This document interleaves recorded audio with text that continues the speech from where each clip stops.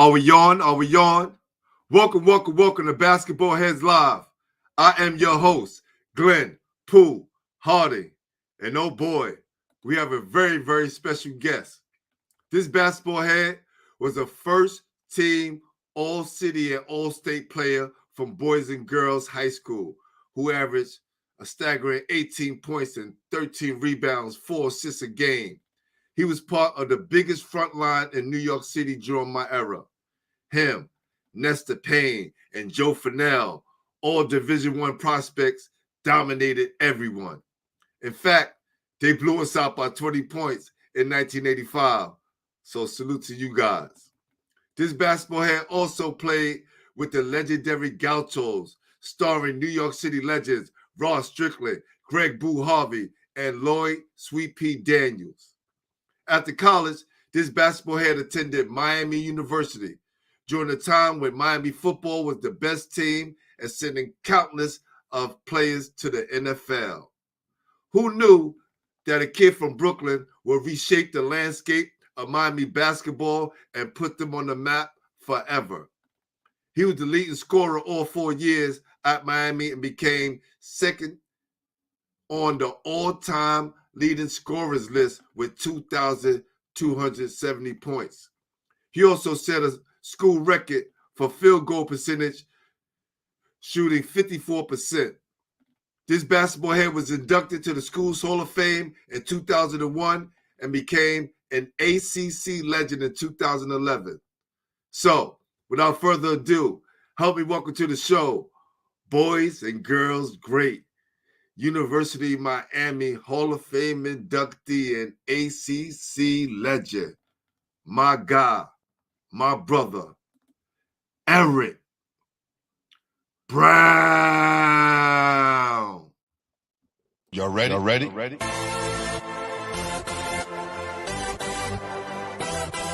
Yes. You have just stepped out into the world of chaos, where everybody goes hard. Come on. Go hard. Go hard. Go hard. Go hard. Go hard. Go hard. Or go home. Never back down. You gotta hold your own. Go hard. Go hard. Go hard. Go hard. Go hard. Go hard. East Coast. Go hard. West Coast. Go hard. Midwest. Go hard. Dirty. Hurry up, everybody. Get online, buy your tickets, cause the game about to start.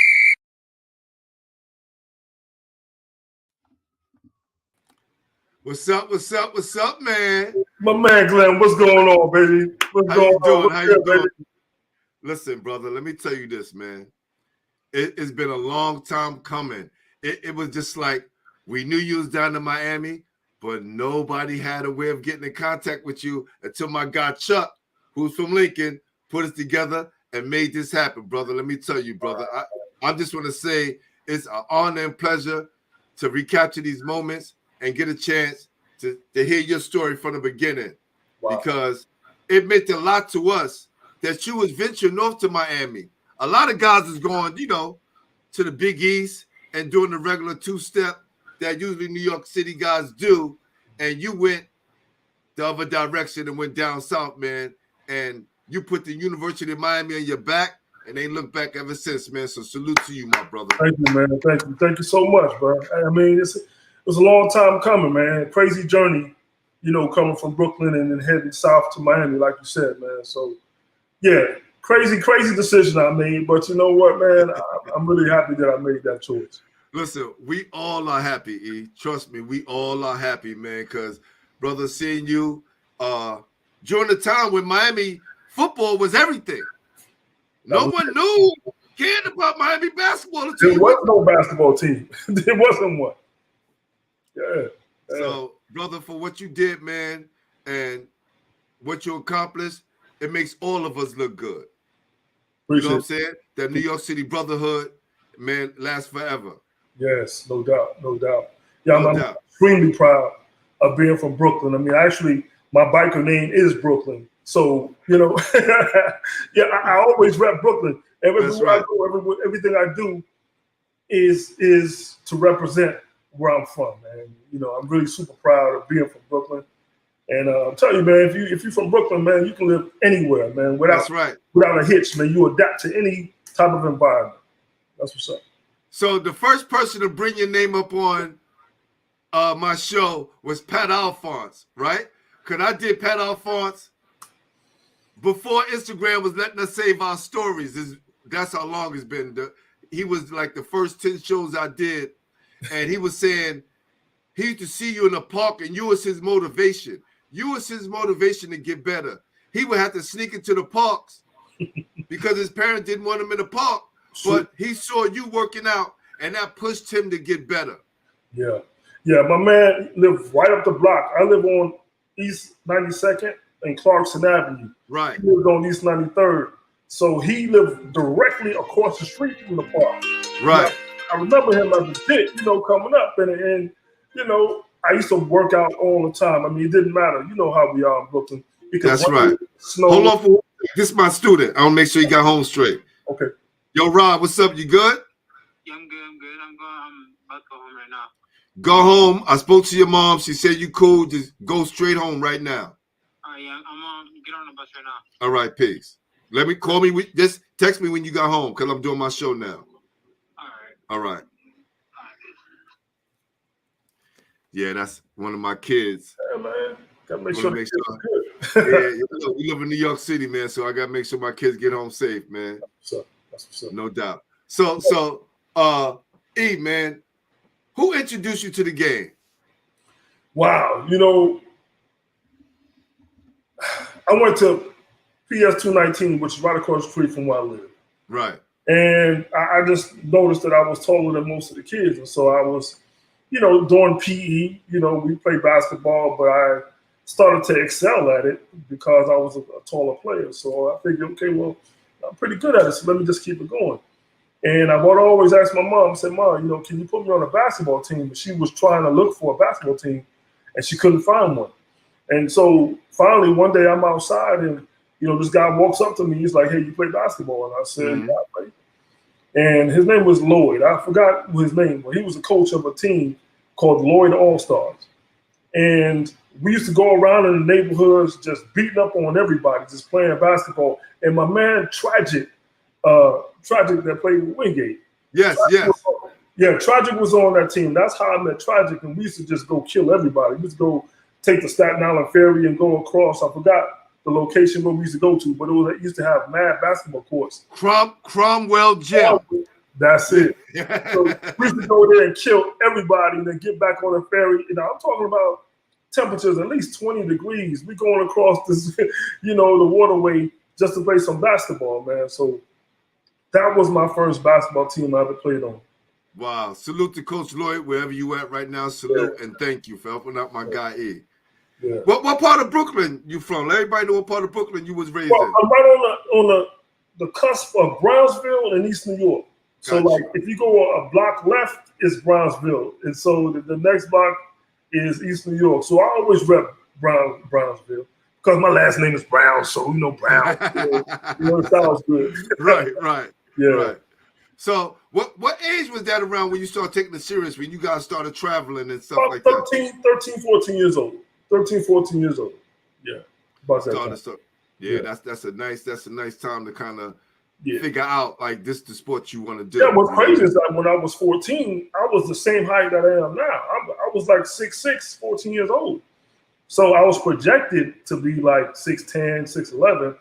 And so I thought that, wow, you know, if that happens, the sky's the limit. That's right. I just kind of stayed at that height, and I kind of got stuck in this, played the center position everywhere I went, you know, because I was always the tallest kid. So that kind of, you know, didn't work out, I guess, long term. But otherwise, I excelled at the game because, you know, I was 6'6".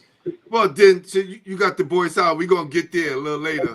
When you have Nestor Payne and Joe Fennell, you know what I'm saying? It's like, I can slide to the 3 now, right? I can do my thing. Yeah. That was a great time, man. Whenever you ready to slide into it, I got stories. We definitely gonna get inside there, man. Definitely, man. So, what made you go to Boys and Girls instead of Tilden? Good question, man. Or Jefferson or those schools like that? Yeah, well, I guess we can say it now, but back then, my zone school was Wingate.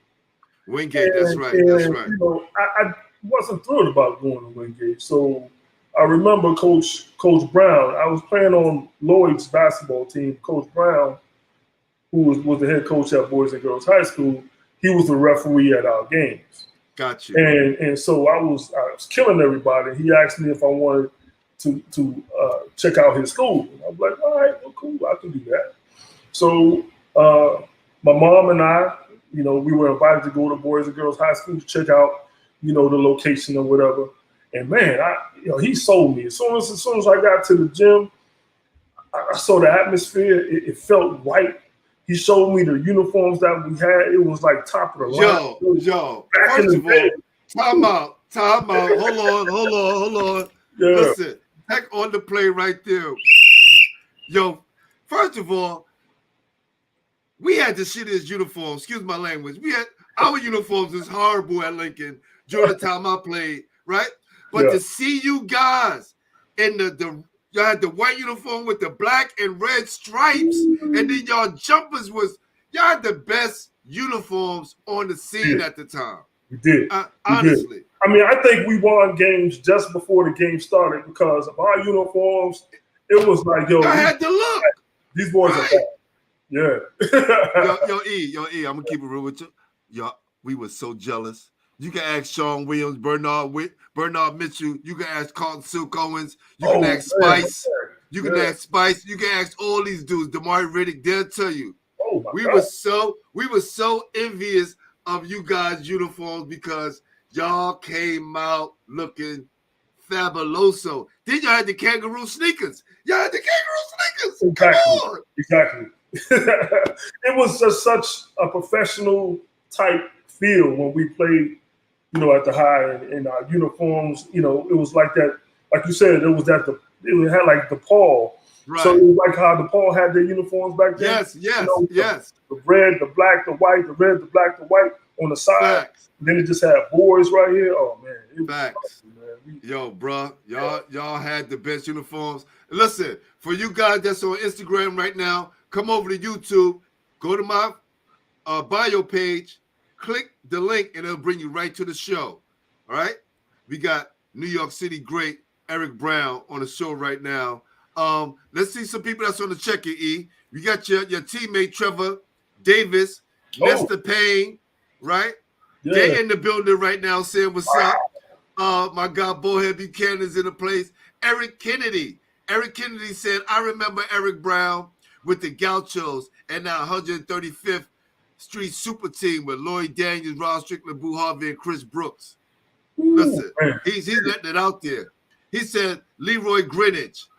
We gonna get to that. My guy Eric is a basketball historian. He be dropping names that sometimes I gotta get reconnected with. Hey, Tragic is the one that got me really started in loving the game, man. The way he played was so silky smooth, and you couldn't stop him going to the hole. And is that Leroy? Yeah, Leroy. Got you. He can tell you where he's going, and you couldn't stop him from getting it. He's gonna get where he's going, and I love that. His game was really, really sick. Listen, I'm gonna say this. Yo, Trev, you're totally right. Y'all had the uniforms, the sweats, and the sneakers, making everybody look bad. And not only that, you guys was good. You guys were our Detroit Pistons. Okay. The reason why Lincoln has won so many championships to this day is because of Boys and Girls High. Yeah. No doubt. No doubt. You guys got us ready for that next level because after you guys kicked our butt by 20, right? We first of all, when I was a freshman, we lost to y'all by 1, right? Okay. My guy Tipton Gilmore tipped in the last shot, right? Remember Bug-Eye shot it? Okay. It missed everything, and Robert Gilmore tipped it in at the buzzer, and then there was a big fight at FDR. Yeah, man. Remember that playoff game? Robert Gilmore, man. That was my rest man. in peace. Rest in peace, my brother. Yeah. We all cried that day, man. And then the next year was your senior year. Y'all dusted us off by 20 points. I'll never we had a nice crew, man. Our senior year, man, we were like so even everywhere. You know, we had like, and plus we had a couple of guys when Hamilton shut down. We had acquired a couple of guys from Hamilton. Yes. Austin, Double Dog. Yes, yes.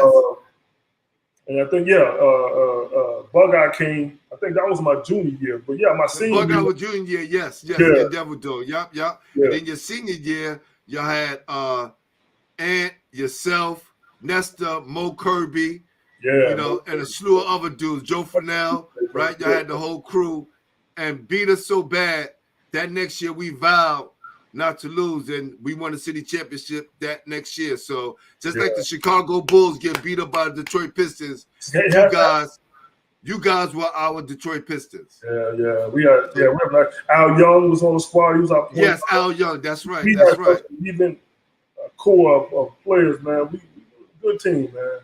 Really and rest in peace, Mo Kirby as well. Rest in peace, Mo Kirby. Want to say that? Yeah, my man Smiley, man. That dude, you couldn't, even if he was having a bad day, you couldn't catch him without a smile on his face, man. He had the best smile, yo. Yep. Mo Kirby. So let's get back to you, E. When you got there, Pearl Washington and Elmer Anderson was there, right? Yes. Let me tell you a story about that. I remember my first day when Paul Brown brought me to the school, you know, showed me around, whatever, and we get to the gym and you know, all the guys are in there getting ready to practice or whatever. And, you know, he walks me over to this dude that's just dribbling the ball, like real funny, waddling and shit, you know, excuse my language. Like, he's waddling and then, you know, he's throwing hook shots and, you know, doing a little miking drill. Yes. So he was doing that. So Coach Brown said, "Hey, I want you to play this dude one-on-one." Now, when I was in junior high school, because our junior high school went to 9th grade, right? Yeah. So I got to the high when I was in the 10th grade.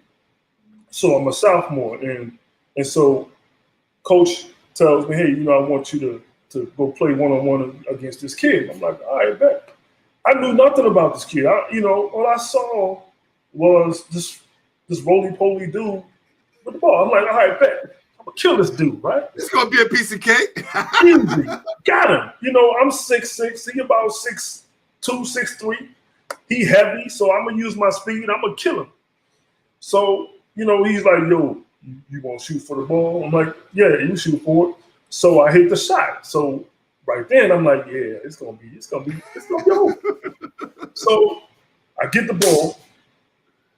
My patented move was 1, 2, and crossover, and then back him in a jump hook shot.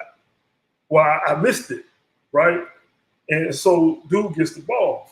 So, I mean, I'm going to tell you, hey, long story short, man. No, go ahead, man. We got time, brother. Go ahead. But put it like this. I never got the ball back. 11 straight points. I didn't score a single basket, and that was against Pearl. I didn't know who this dude was. I'd never seen him before in my life. But this dude it was magical skills with the basketball, and I've never seen anything like it. It was like he would intentionally put the ball in front of you to a point where you know you got it. You know you have it. It's almost like in your hand. And miraculously, he'll just take it from and get by you. And it's like, you're almost like looking at your hands like, what? How did that happen? Pearl was like insane. He was one of the baddest dudes I've ever seen in my entire life. Listen, brother, look, you know, I said this all the time since this documentary came out, right? No knock to the people who were involved, right? Mm-hmm. But there's no way you don't start NYC point guards with Pearl Washington. Right. He shouldn't have been a side piece. No. He should have been the first one, regardless whether he or not, because we still got the footage. True. And we got all these stories. True. Right? Yep. It should have started with him because he was the one that inspired a generation of point guards. Now, Mark and Kenny, this is what I feel. No knock to them. Right. They're legends in their own right. But I think they should have been included. True. right? Oh, without a doubt. But Yeah, without a doubt. what made it better was if Mark and Kenny had their own documentary. Let me just explain. Okay. With them being part of the New York City point guards. But I think if the way they did it, it should have been a Mark and Kenny documentary on the New York City point guards who kind of did it the right way, right? Mm-hmm. You know, high achievers in high school, in college, did well, wasn't superstars, but did it and made it and had long careers. And Right. then after basketball, what they did, Right. right? Okay. Because again, we're still proud of them. We Right. still know that they're New York City legends. But when it comes down to point guards, when you talk about Kenny Anderson, and Kenny Anderson, my guard is Pearl. When you talk to Ross Strickland, and Ross Strickland goes, my guy was Pearl, right? When Boo Harvey, all these guys, like Pearl was the guy He was the who guy. kind of kicked off everything. He was the guy, man. You know, I was a spectator playing with Pearl. My job was to get the rebound. I got the ball with Pearl and watch him do the things that he did. It was like, did he just do that? You know, and you know, we will get hyped on account of what he did, and he made everybody want to elevate their games because of what he did. And I patented a lot of the moves that I was able to take to the next level, college and playing professionally from Pearl. That now you see it, now you don't type move where, you know, you kind of wait till they're off balance because they think they got the ball. See, I learned. They think they got the ball, and you're watching their body movement as they're reaching for it, and Right. that's when you got them because they're reaching, because it looks like they got the ball, but they don't. And so you take advantage of that and go to the hole and do whatever it is you want to do. So, yeah. So Who else is on the check-in? I got my guy Ira Hemingway. He said, "What's up, E?" I don't even see you no more, bro. Where you at? I'm right here. I'm still right here. You see me? I see you. Yup, I still see you. Okay, let me see how I get back to where I was. You could go out and come There you back go. in. Yeah. Somebody called, I guess. I don't know who that was. Anyway. Yeah. I still see you. I still Okay. see you and hear All right. you. Yup, Yeah. you're still here. Okay. Who else? My guy CKH. He's in the building. I don't know your name, fam, but I'm just gonna say your acronym.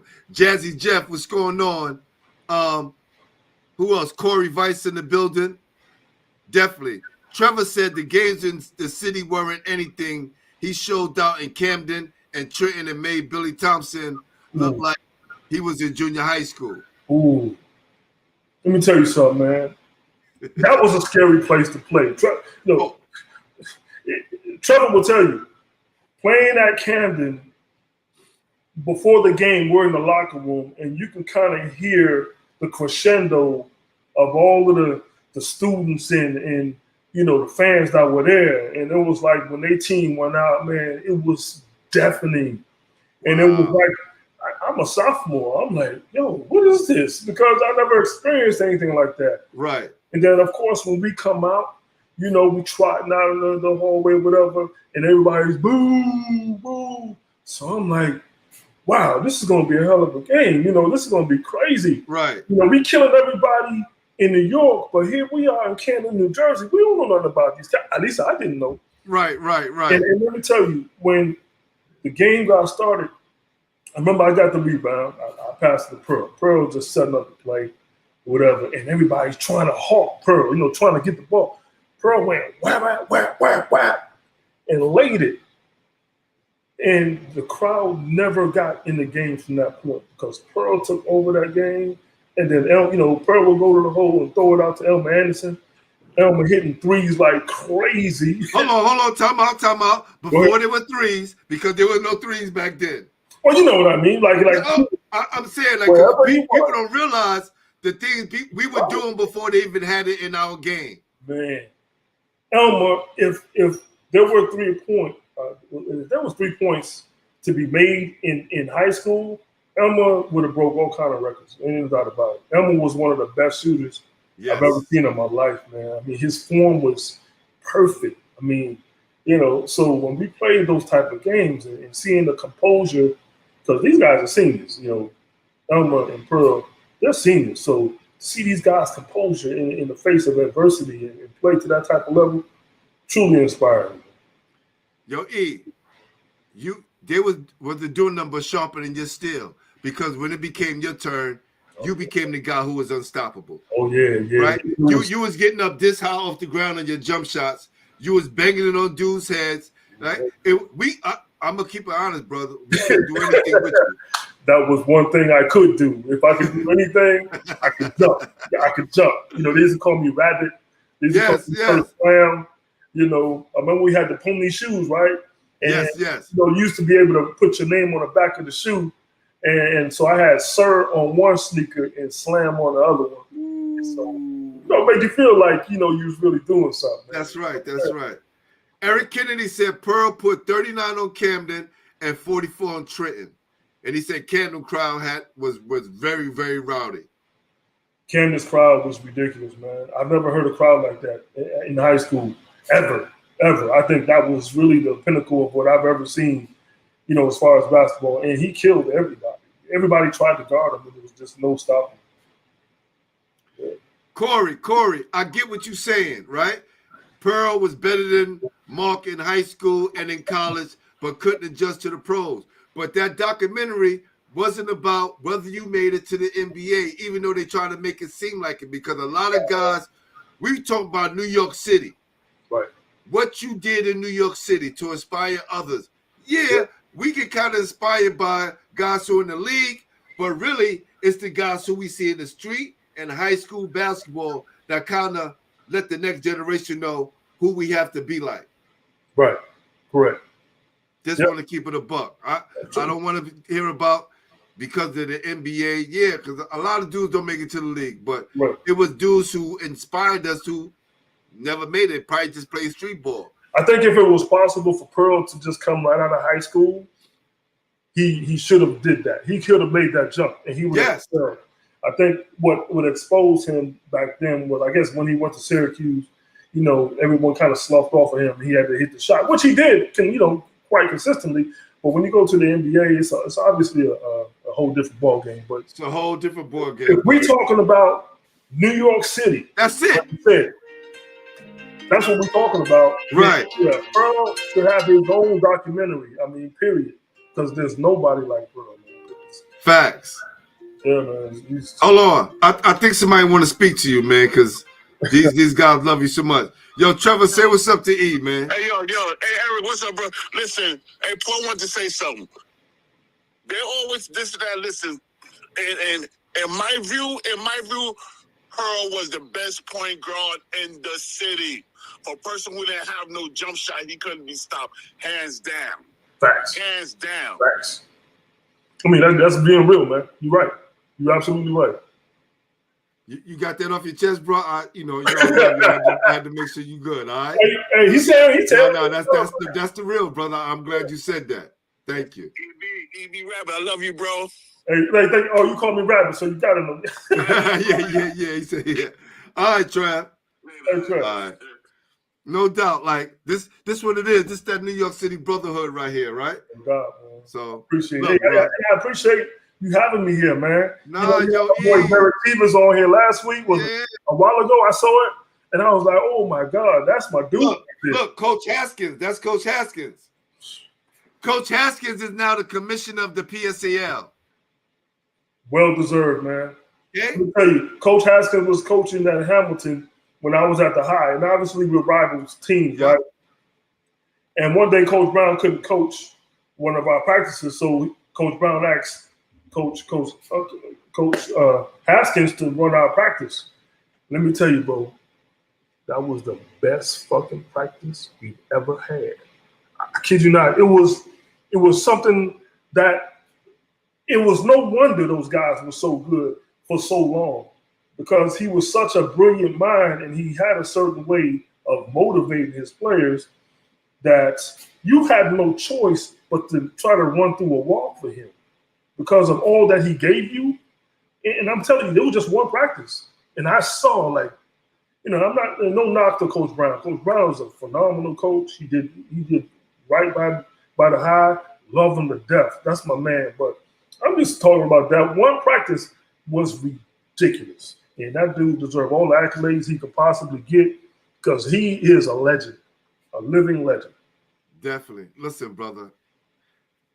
I love Coach Brown too. He gave me an opportunity to play with you guys at the Empire State Game, so I'll never forget that, being the only senior and everybody else was in college. So I felt blessed to be the only senior in New York City to make that team. But my biggest thing with Coach Brown, now that I have this show and I can speak from a different perspective, was that with all the great teams that you guys had, with the best players in the city, couldn't pull off winning the city championship. I will never understand why. And I'm thankful to God that he's blessed me with short-term memory because I don't want to remember that far back, because no, but I'm just saying he had all the players. We had the best. We had what it took to take it to the now, I don't like to say this because I know if Coach Haskell was there, you said at that one practice, right? There was a difference between styles, motivation, and the way that he ran his practice to let you know it was a different level. It was a different level. It was different. I guess, that difference kind of showed me that, wow, this guy, I There's see levels. There's levels. See why these guys run through the wall for. That's right.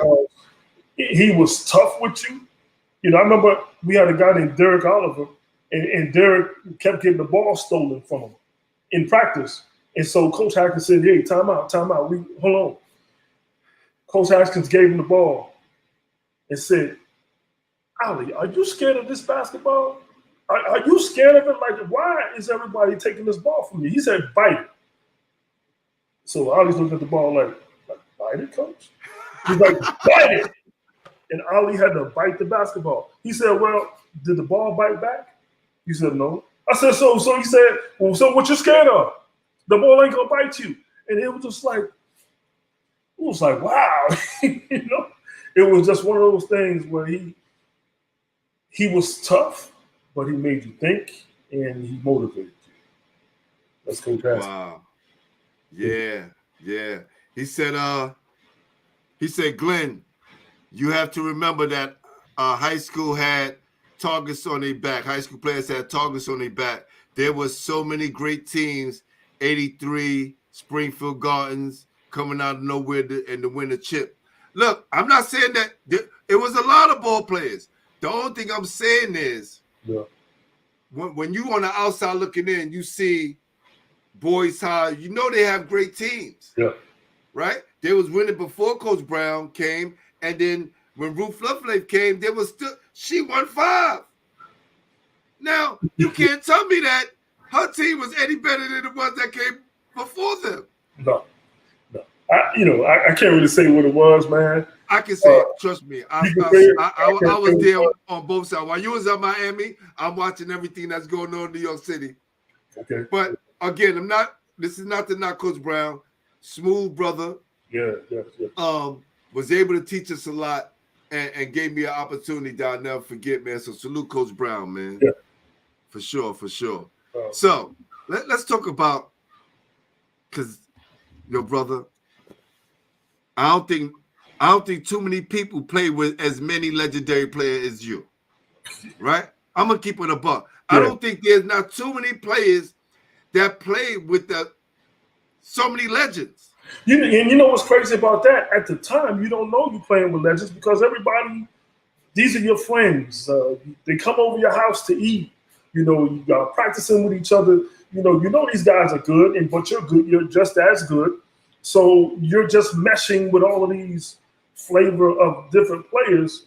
But then you look back, man, you see like Lloyd Daniels, Boo Harvey, Rod Strickland, Dwayne Ivey, Darryl Wright, Tip Boogie. You got like Wendell Alexis. You got Walter Berry. You got Pearl. You got Elmer. You got so many ball players that you've played with. Boo Harvey, that these guys are like, wow, you know, these guys were really legendary players that I played along with, and it's just so weird when when I saw Strick playing for the San Antonio Spurs. I saw even by Mario Ellie, balling for the Houston Rockets. It's like, wow, man, I played amongst these cats. And it's just a good feeling knowing that these are ballers that I've had these experiences with. And I was playing at that level. It wasn't like they were any better. No, you wasn't like some guy who was just some random dude. You were in the mix. You was one of the guys. Yeah, man. Yeah, man. So it's a great feeling to be a part of that, man. That's a regime. That's an era that I will go to my grave just knowing that I played amongst the very best New York City basketball has ever had off. Yeah, one of the guys you probably forget, my guy Todd Rivero said, tell him my uncle Terrence Brogdon said, what's up? They played Gauchos together and he went to South Alabama. Yes. Okay. Yes. Man, small world, man. Listen, brother, look. Wow, man. Brother, this is why New York City basketball is still the Mecca, because we could be talking about this forever. And look, I have guys hit me up from different states and different cities, say they would like to come on my show, and I got to refer them to other people because I tell them I do only New York City basketball.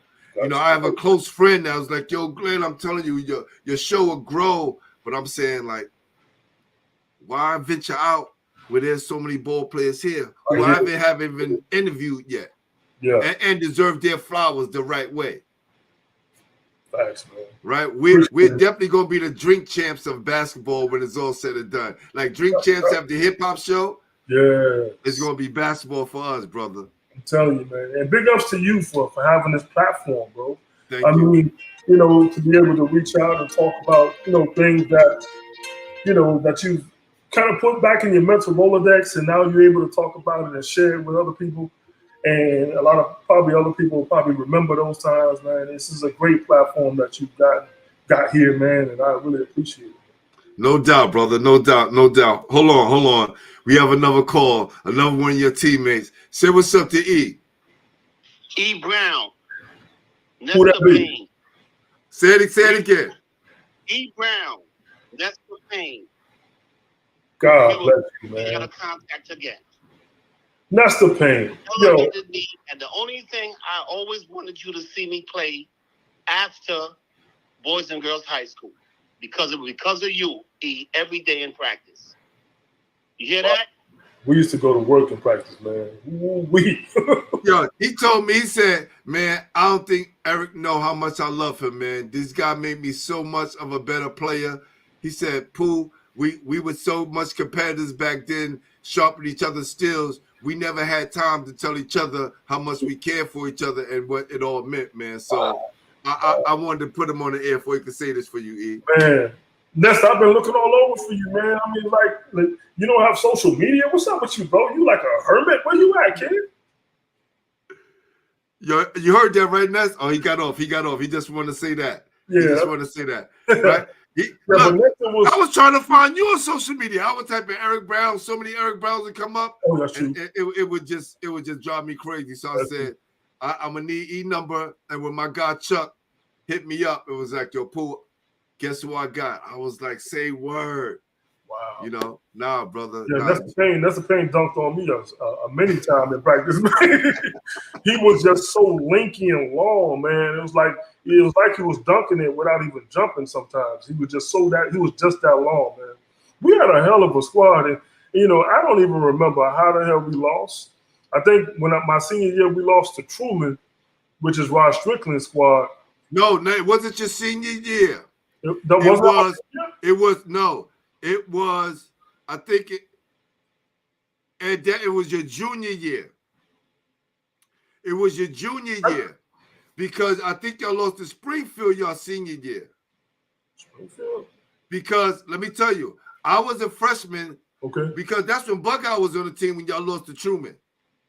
Okay, so then that was my junior year. Right. Damn. Wow. Okay. I lined it all up because we lost. So my senior year, who do we lose to? I can't. They said Springfield. Hold on. No, you know what? I think it was Jackson, bro. Jackson. That's It was right. Jackson. That's right. Boo Harvey and Doug Edwards, right? Ooh, And Harris, Doug Harris. Yeah, man, they tore our ass up, man. And you know what I attribute that to, man? Coach Granby and Coach Brown had such a great relationship, man, that they were like best friends. And so we scrimmaged Jackson at least 14 or 15 times throughout the year just to, like, you know, go back and forth over each other plays and just scrimmage each other. And we wasn't really keeping score of the games or anything like that, but we knew we was a much better team than Jackson. And so we would just kill them in our practices and in our scrimmages and stuff like that. And I don't know, I guess when it came game time, you know, Coach Granby, I guess, knew a lot more than we thought we gave him credit for. He was softening Coach Brown up, figuring out how can he win. Now, I'm gonna tell you, these are some of the tricks that these coaches do. And Coach Brown is so cool and so laid back. He probably didn't realize what was going on. Probably not, man. I don't understand, because I always used to wonder, like, hey, Coach, why we? You know, I didn't ask, but like, why are we scrimmaging Jackson all the time? Jackson will come all the way down to Brooklyn to scrimmage us, and then we go all the way to Jackson to scrimmage them. It's like, why are we doing this? We're learning each other plays, and we know each other's tendencies. We know what each other like to do, and it's like when that damn game at St. John's University, the ball was tossed up, man. It was like they knew exactly where we were going. They knew that we used to run that ball on the right side of the floor all the time. Our outlet passes to the right, and so we throw it to the right. They keep throwing it up, and they like cut off the next one, the next pass, and so they knew what we were doing the whole entire time. So, hey, man, looking back on it, it's all coming back to me now that I'm talking about it. Yeah, bro. I kind of suppressed this shit. I would just sit back and I was just amazed. And then, having a show, I get to look back at, who lost the city championship, prior to the years that I was playing. And you start to look at, and say to yourself, and then when you start to experience it and you didn't understand, like why, and then people don't realize you can have the best players in the world, but that other player is the coach. He got to be on point. Because if somebody's out strategizing you, you can have the best players in the world and come up short every time. And that's what happened to us, man. We had the team to beat anybody, but the obviously our strategy wasn't such that it worked to our benefit, because they obviously knew what we were going to do. So, yeah, we didn't deviate from what we would have done normally, because when we scrimmage each other, we did exactly what we were doing in the game. So, it was a tough thing, man. My senior year, that was one of the toughest things I had to experience, losing to Jackson. My senior year, that was tough, man. That was tough. Yeah, Ness said it still hurts to this day, man. It does. But man, shout out to my boy Boo Harvey, man. We played together, when the Gauchos. Let's go back to that, the Gauchos time. And when did you first join the Gauchos? How did you find out about them? And let's take it from there. Pearl introduced me to the Gauchos. Pearl told me one day, he said, hey, man, I want to introduce you to my boy Lou Dalmeda. He's on his team, and he's going to look out for you, and you're going to be on my team. I'm like, oh, okay, cool. So we got on the train, 2.5 hours to get there, up to the Bronx, man, on the train. So we finally get to this matchbox of a gym, and he introduced me to the guys in the Gauchos, Lou Dalmeda, Dave, what's his name? Dave. Coach Dave. Just call him Coach Dave. Coach Dave was there with his little raspy voice. Dave McCullough. Dave McCullough. That's my man. Yes. Yeah, Coach Dave and Fred. Forgot Coach Fred's name, man. But man, rest in peace, Coach Fred. But yeah, man. So Pearl was the one that introduced me to the Gauchos. Put me on the first day. I got my Gauchos jacket, man. Feeling like $1 million. You walk out of there with your Gauchos jacket, and you those jackets, the Riverside jackets, and we had the Broncos jacket there. We was like, you know, the other team in the city. But those three, remember, it was only 3 AAU teams. Now there's a million, right? Right. And the fact that there was only 3, you still had a lot of guys left in the city to compete against each other. Right. Now, when the AAU term comes, it seems like all the best players are out the city because there's so many AAU teams. Correct. So that's why I guess we could get a group of great basketball players, the Rod Strickland, Lloyd Daniels, Boo Hart. And win, because we these guys, they don't win on the road because all the players don't play with each other. Exactly, man. But we had so much fun. We were like rock stars. Everywhere we went, we beat everybody. I dare anybody to get on here and say that they beat the Gauchos. I guarantee you, nobody has ever beat us when we played anybody. Not that team. I'm gonna keep it with a buck. No, I'm gonna keep it a buck. That team wasn't happening, man. We had a hell of a squad, man. And they made things so much easy for me. All I had to do was get open, and they'd get you the basketball exactly where you need it.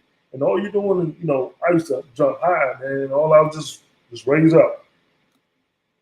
End of the game, man. We just killing everybody. Dwayne Ivory, we had and Dwayne Ivory around that time, he's one of the top scorers in the whole state. The whole state. He was a scorer, man. He Chris Brooks. Man. Now, talk about inspiration. I remember when we would have warm-ups at the Gauchos gym. Now, you know, the rims are a little bit lower than regulation, but we would be seeing the most phenomenal dunks ever during our warm-ups before we start practicing and everything. And let me tell you, Chris Brooks, man, that was a scary dude. Yeah. Glad he was on my team because you talk about the strength, the size of this dude, and the ability to jump like that. I mean, he bump you in the air and still dunk. He's kind of like a Dominique Brooklyn type of dude, man. That dude, exactly like Dominique. Yeah. What about Mike Boogie Thornton? Ooh, Mike Boogie. It was showtime. Mike Boogie was showtime. It was, you know, you watch him in fascination, like, man, these guys are just running through people and laughing while they're doing it with a smile on their face. And you should see the other team. They're like getting in their defensive stance. They're trying to get low and say, yeah, I got you. And Mike Boogie and these guys, they laughing and just killing them. Going to the hole, throwing passes to me behind the back, and you got to finish it the right way. You got to finish it the right way, and you just dunk, and we just running down the court like, yeah, ain't nobody stopping the Gauchos, man. Man, the Gauchos are so ill. I remember that 86 year, you know, myself, Mark Brown, Anthony Joseph, Jason Williams, Malloy Naismith. We went on a run that year, and this is after you had graduated, but we played against Lloyd and Chris Brooks, right? Darryl Reed, all these guys, Arnold Bernard. And what happened was, I would tell you one story, then we're going to go to the next one, right? Salute to Greg Poindexter, too. Well, man. Right? So we had Shane Drisdom, McNasty, right? Not McNasty, because that's Conrad McCray. They call him Captain Nappy. He became like a Rucker legend uptown. 6'10" Shane from Westinghouse. Well, he had Chris Brooks under the rim, the backboard behind him. Chris Brooks was right by the out of bounds line. And this was Chris Brooks with the Oak Killer guy, Diesel. Yo, he took one bounce and jumped backwards. I've never seen this before. He's under the rim, under the backboard, not under the rim, under the backboard. He takes one bounce, jump backwards, moves Shane's whole body, and dunked it on him. No surprise. The strength of that man. Yeah. But the reason why we won because Lloyd didn't want to get subbed out the game, and he wouldn't come out. And then, right? Yeah. And then I realized, I said, hold on. If a coach subbed you out and you don't want to come out, what can he do? Yeah. Right. I never thought about that. Yeah, Lloyd was that dude. You can't come and drag him off the court. The referees can't make you get off the court. Yeah. Yeah. And then he wouldn't pass nobody the ball, and because he was mad, Dave wanted to take him out. Yeah. That's the only reason why he won. We won, and he gave me, Doc, Mark Doc Brown, and Anthony Joseph, the three of us, 47, left hand, right, killing us. He was getting his, Yeah. but the game for Gauchos was thrown off because he didn't want to come out the game. Yeah. This is so crazy, so No, crazy. Lloyd Daniels was just another phenomenon, man. Yes. Made Another things one that could have went to the NBA from high school. right from high school. Just uncanny ability was just, it looked so methodical, so slow, so like, it was like molasses, but you couldn't stop him. His game was just like, it was definitely another level. It was like extraterrestrial to me because I remember the same park that me and Patrick Alphonse, we used to play at. Lloyd came and was balling with us, and his game looked so methodical and laid back. And I'm like, well, imagine if this dude really put forth an effort. If he got mad, if he just like, okay, I'm gonna go off. He was just so laid back. Facial expression never changed. Just crazy game. His game is crazy.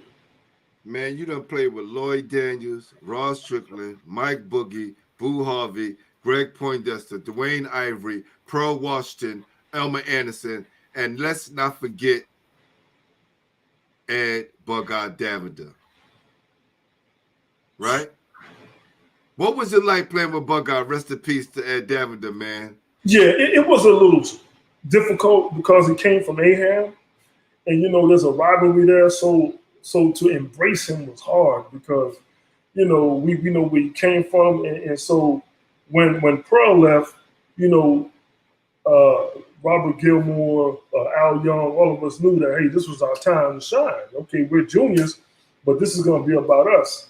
And then when Aham closed and Bug-Eye came, and Double Dog and Anthony Austin came, we were kind of like, oh, like these guys come over here, they starting right away. They got the notoriety, and all this type of stuff. And so it caused kind of somewhat of a strain on all of us that, it was hard to embrace it, in the beginning. But of course, when we start balling, we see how the exceptional talent that he had. We'd always get him in position so he could shoot that nice, sweet jump shot, man. That's another dude. If there was a 3-point shot in high school, we would have won a lot of those games that you're talking about. Right. That we lost because he was that type of shooter, man. He was just phenomenal. Listen, brother, I've never seen a guy shoot as much as Bug-Eye. He had no conscience. We talking about conscience. He had no conscience. I remember in the Wheelchair Classic, Silk was down the court, and Bug-Eye, he was waving for the ball, and Bug-Eye just took it all the way down and laid it out. I said, I believe it, man. I couldn't believe it. I said, "Oh my God, the myth is true." But hey, man, rest in peace. And I knew that's why I had to excel at rebounding. Yes, because it wasn't like plays were set up for you or anything like that. You had to rebound the ball, and you have to get offensive rebounds and put it back in, and that's how you was going to get your points. That you knew when you played with Ed Davida. For sure.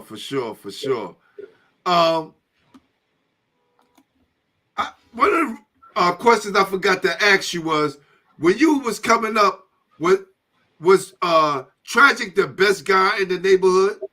Yeah, Tragic was no doubt the best. Everyone knew about Leroy Greenwich, man. I mean, you hear a lot about the guy, man. Is he still around? Is he still with us to this day? Yeah, he's still with us, man. We're Facebook friends and everything, man. I'm gonna tell him. Please. I want to make that happen. Yeah, sure. we were friends, and I'm glad he was my teammate, man, because he taught me a lot about the game, the mannerism, and it wasn't always on the court because we used to have to travel to all of these locations, and the way he conducted himself also taught me how to be a man, how to be a gentleman. He'd open doors for women, and to allow them to go in first. I grew up without a father, so I didn't really have a father figure. So hanging out with these guys and becoming close friends with them really taught me how to become a man. I mean, honestly, they taught me how to be courteous, how to be a gentleman, and owe a lot to guys like that. Leroy was a guy I had to look up to. And I'm glad I was able to play with a dude like that. He was sick. His ball handling skills was ridiculous too. He was a born scorer. It seemed like to me. So we always make sure that he got the ball. Every opportunity to get him the rock, he got it because he was nice. Wow, nice. That's dope. Michael McIntosh, what's up? He said my childhood friend Darryl Oliver played with you at the High. Darryl Oliver. Yeah. Hey, Coach Haskins made him bite the ball. That's the okay. Yes. Hey, tell him to ask Darryl Oliver about that. Cool. Paul Scurry is in the building. One of the Scurry brothers. What's up? Carrie's gonna be on soon, man. We're gonna have Carrie on the show as well. Hey, Carrie scared me, man. I remember playing ball overseas in Chile.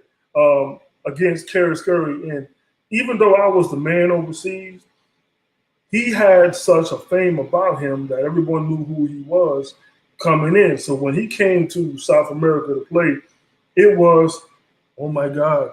They used to say it in Spanish, oh my God, Eddie, you played tonight against Scurry. They say Scurry, that's how you say his name. Yeah. And so I'm like, yeah, and so what? Like, what's the big deal? And so the night of the game, it's our home game. We're playing in a town called Talca. And Scurry comes in. And I'm doing my little warm-up, whatever. I'm getting concentrated, focused on the game or whatever. Kerry comes over. Yo, E, what's up, man? How you doing? How's everything? Hey, yo, guess what, man? I'm like, yo, what? Yo, I'm going to score 50 on you tonight. Oh shit! I thought he was gonna start laughing. Right. He was dead ass serious. He was like, "Yo, I'm gonna score 50 on you tonight." And I'm gonna tell you something, man. I was scared because we was in our home, and I created a name for myself. Everyone knew who Eric Brown was, but here it is. Kerry Scurry played with the NBA, the Utah Jazz, the Knicks, all of it. And he said he's gonna score 50 on me. Scared the shit out of me. But here's what happened. Let me know. Tell Here's what happened. I was so scared that I scored 55 points and we won the game. He didn't get 50 though. He got a 50. I scored 55, and I got to take it. I would love to see that, man. If you got it on DVD, brother, I would love to see that game. That's crazy. And that was a scary 55. One of those 55s where you felt like the first couple of shots goes in, you're like, oh shit, okay. The basket seems this big, and so you're like, oh, he's guarding me, and I'm going to the hole, and I'm laying. I'm like, oh shit, okay, here we go. And you gain your confidence, and like nothing that you shoot is you feel like you're not going to miss. And that was just one of those nights that you were scared into playing at another level. You know what I mean? If that even makes sense. No, yeah, definitely. So you have to go guard the ball a different way because with his length and his defensive ability, you knew you couldn't get careless with the ball. So he made you mentally think more about doing things the right way, and you can't get lax at all around him because I'm telling you, the dude, he's so athletic. I've never seen a dude like this before. Where I remember they scored a basket, I got the ball. One of my teammates are down the floor, all the way down the floor. Eddie. Now he's at the at the half court.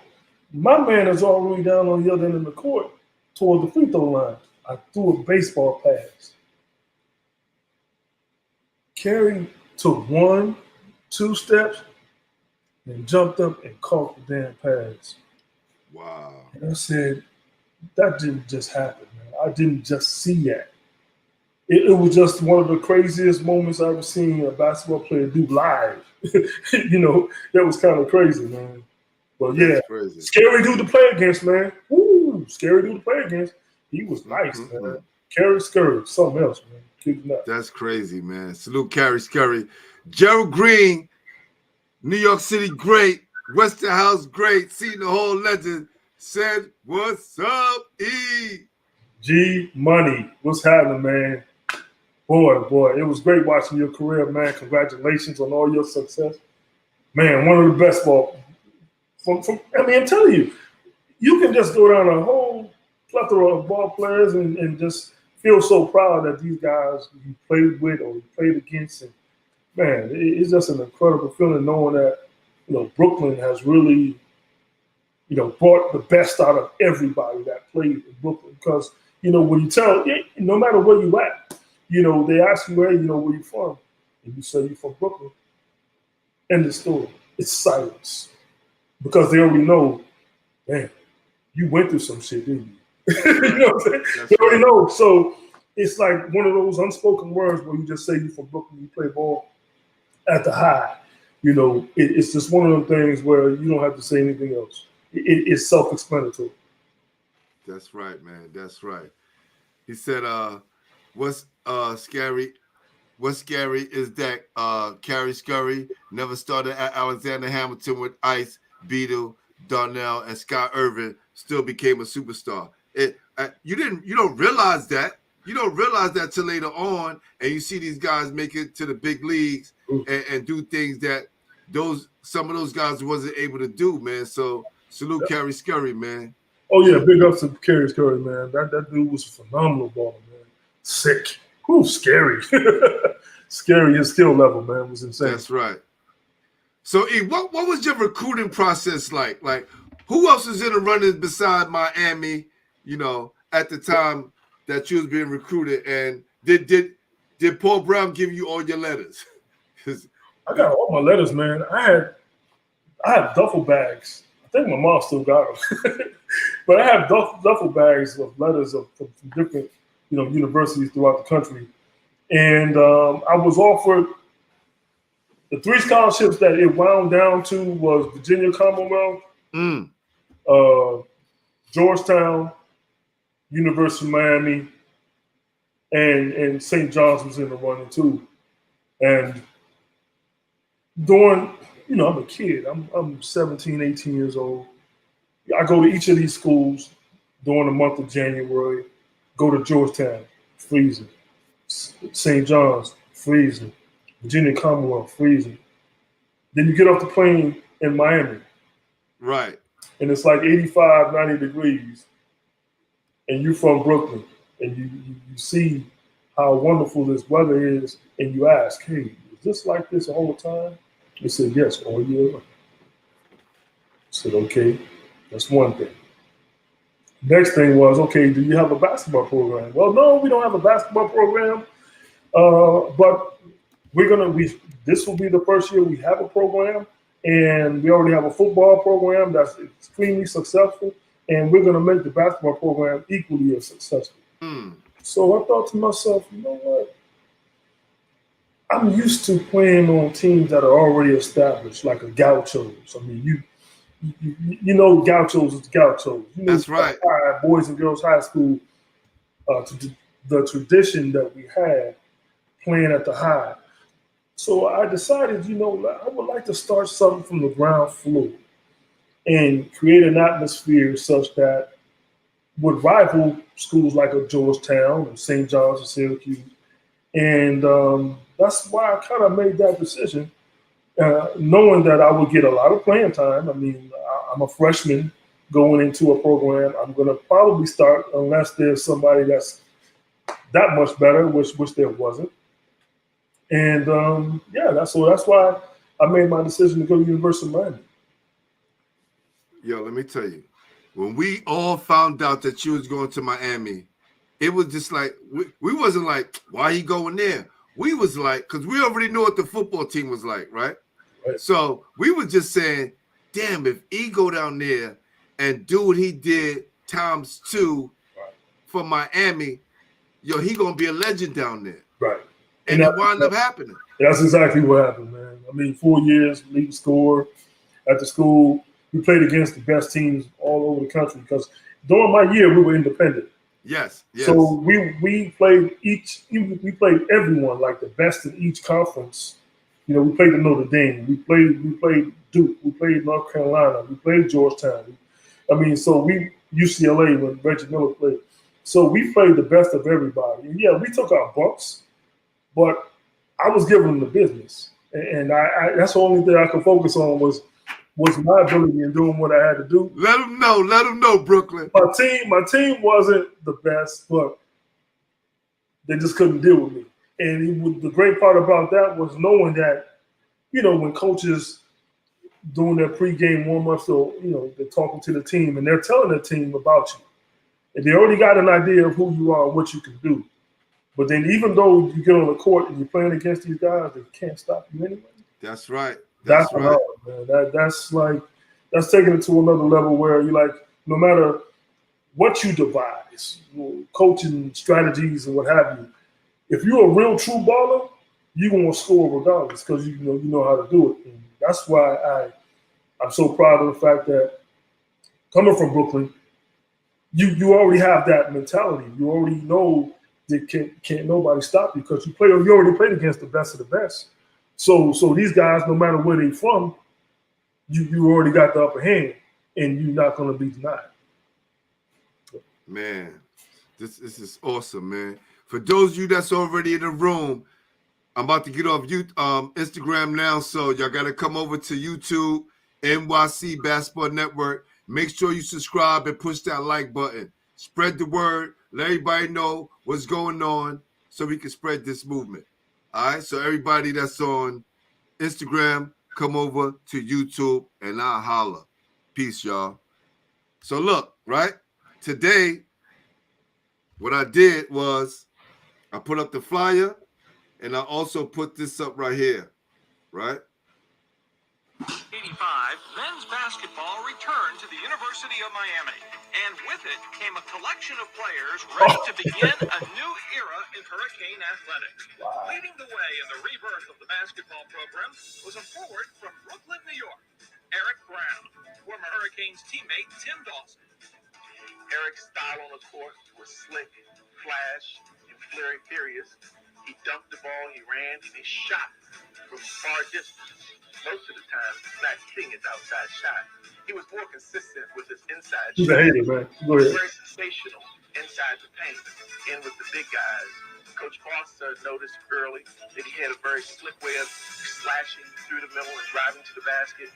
And so therefore, he played Eric as a forward as opposed to his guard, which would probably have been a more natural position if Eric could have only hit the outside shot. Yo, hold on. So as this dude said now, hold on.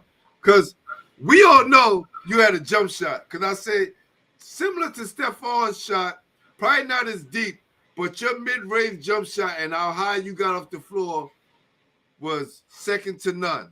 Because I experienced it. I remember watching you go up every time. It was like, damn. First of all, Sean Williams, you gave him the business. Sean, I love you. He gave everybody the business. Sean gave everybody the business, but we couldn't stop you. And we had nothing for Nesta and Joe Fennell. So I knew every time he said that he could shoot the jump shot, you notice he smiled, right?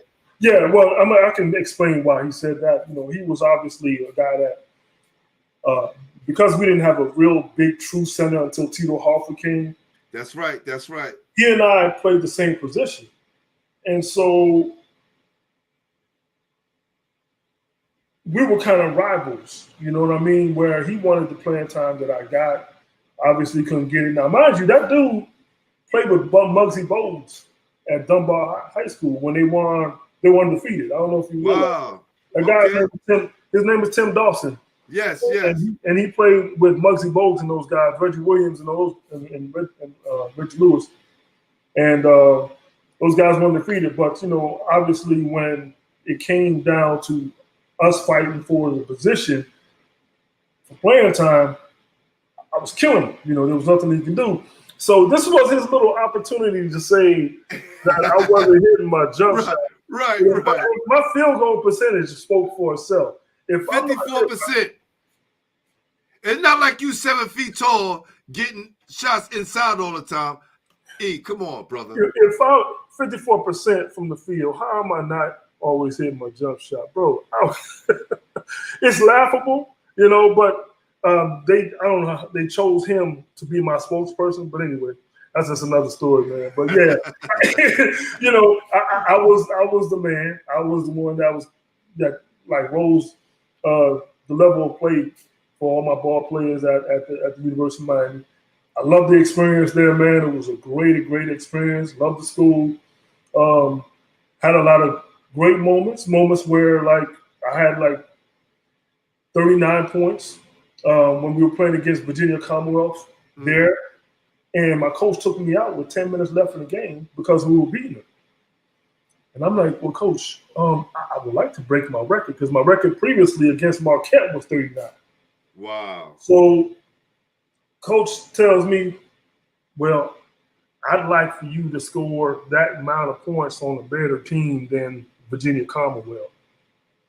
And I'm like, what do you mean on a better team? 39 is 39. I don't care who you play against. I mean, that's right. That's and we got our foot on their necks. Let's keep our foot on their neck. Exactly. We're making a point. That's what. So, but we from New York, E. We from New York. Everybody don't think like us. You don't let up. And so my coach took me out with maybe 10 or 8 minutes left in the game. Let the bench players play, I guess, because we were blowing them out or whatever. But yet, he was never a player's coach.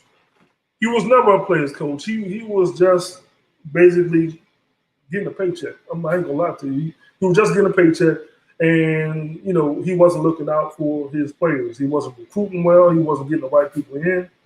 So I pretty much, even my senior year at the University of Miami, I had to play center. I'm 6'5", 6'6". I'm playing center. I'm playing against, Brad Daugherty. I'm playing against David Robinson. Now, mind you, I'm giving them the business, but to guard those type of guys is almost impossible. And I think that what kind of hindered me from playing at the next level because I was playing out of position. When scouts come and watch us play, yeah, I'm scoring 30 on these guys, but Eric is playing the 4 position, which is not going to be a position that I'd play if I went and played in the NBA. So they overlooked me. And they wasn't seeing it as the fact of the matter was I was able to make that transition for the benefit of the team, because that's what coach asked me to do. And when you're a kid, all you want to do is what the coaches tell you to do.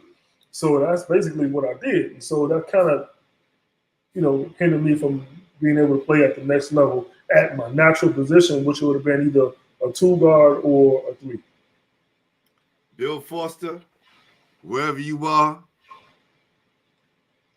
hope you're watching this one day. I told my coach. Okay. Rest in peace. Yeah, rest in peace, Not gonna talk bad about you, but let's talk about my coach, right?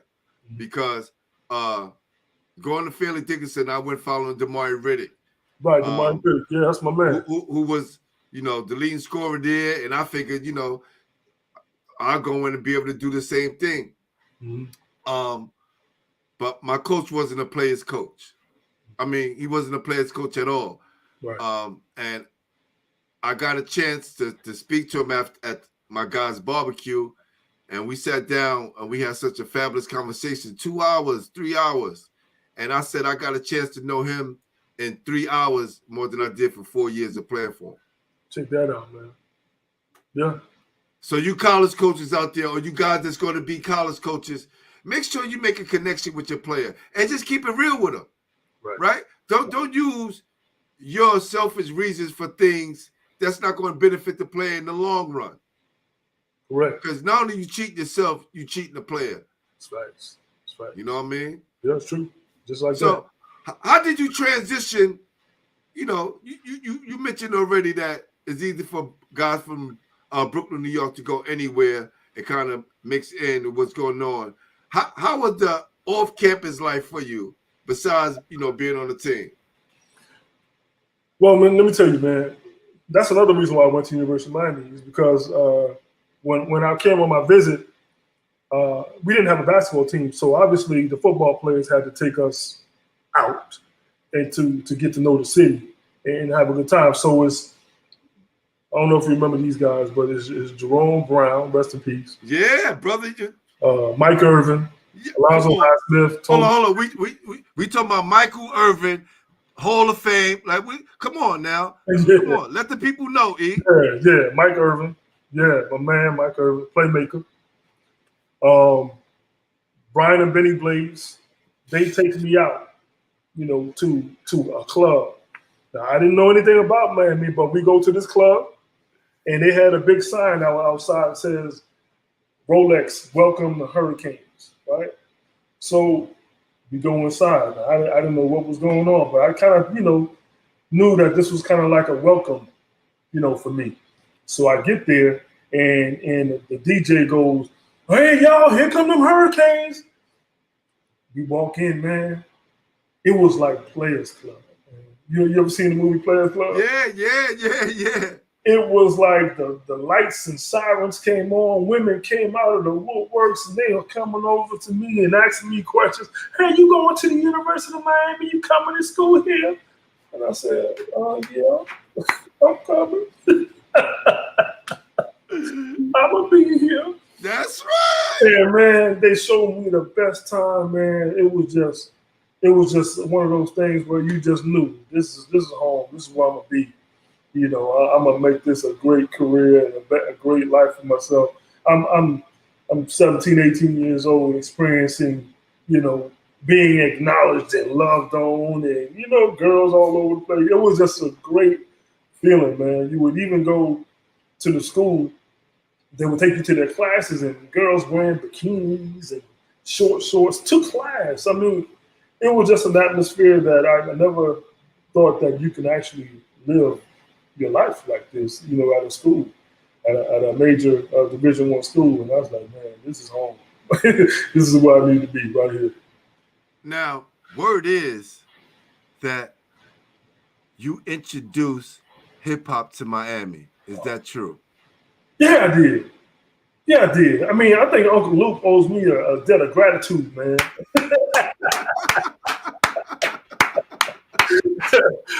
Yeah, man. Yeah, definitely. The beatbox was in back then. So, you know, I kind of did my thing back then. You know, but, no, honestly, Luke had a totally different flavor about him, man. Right. You know, it took some getting used to. Because down here, the DJs, when they play the music, they stop the music to say something, and then they play the music again, and then they saying something. So you can never really get into the groove, you know, down here in Florida, in Miami. But everybody dug it. It was just like their vibe. And so you kind of had to get adjusted to their vibe down here.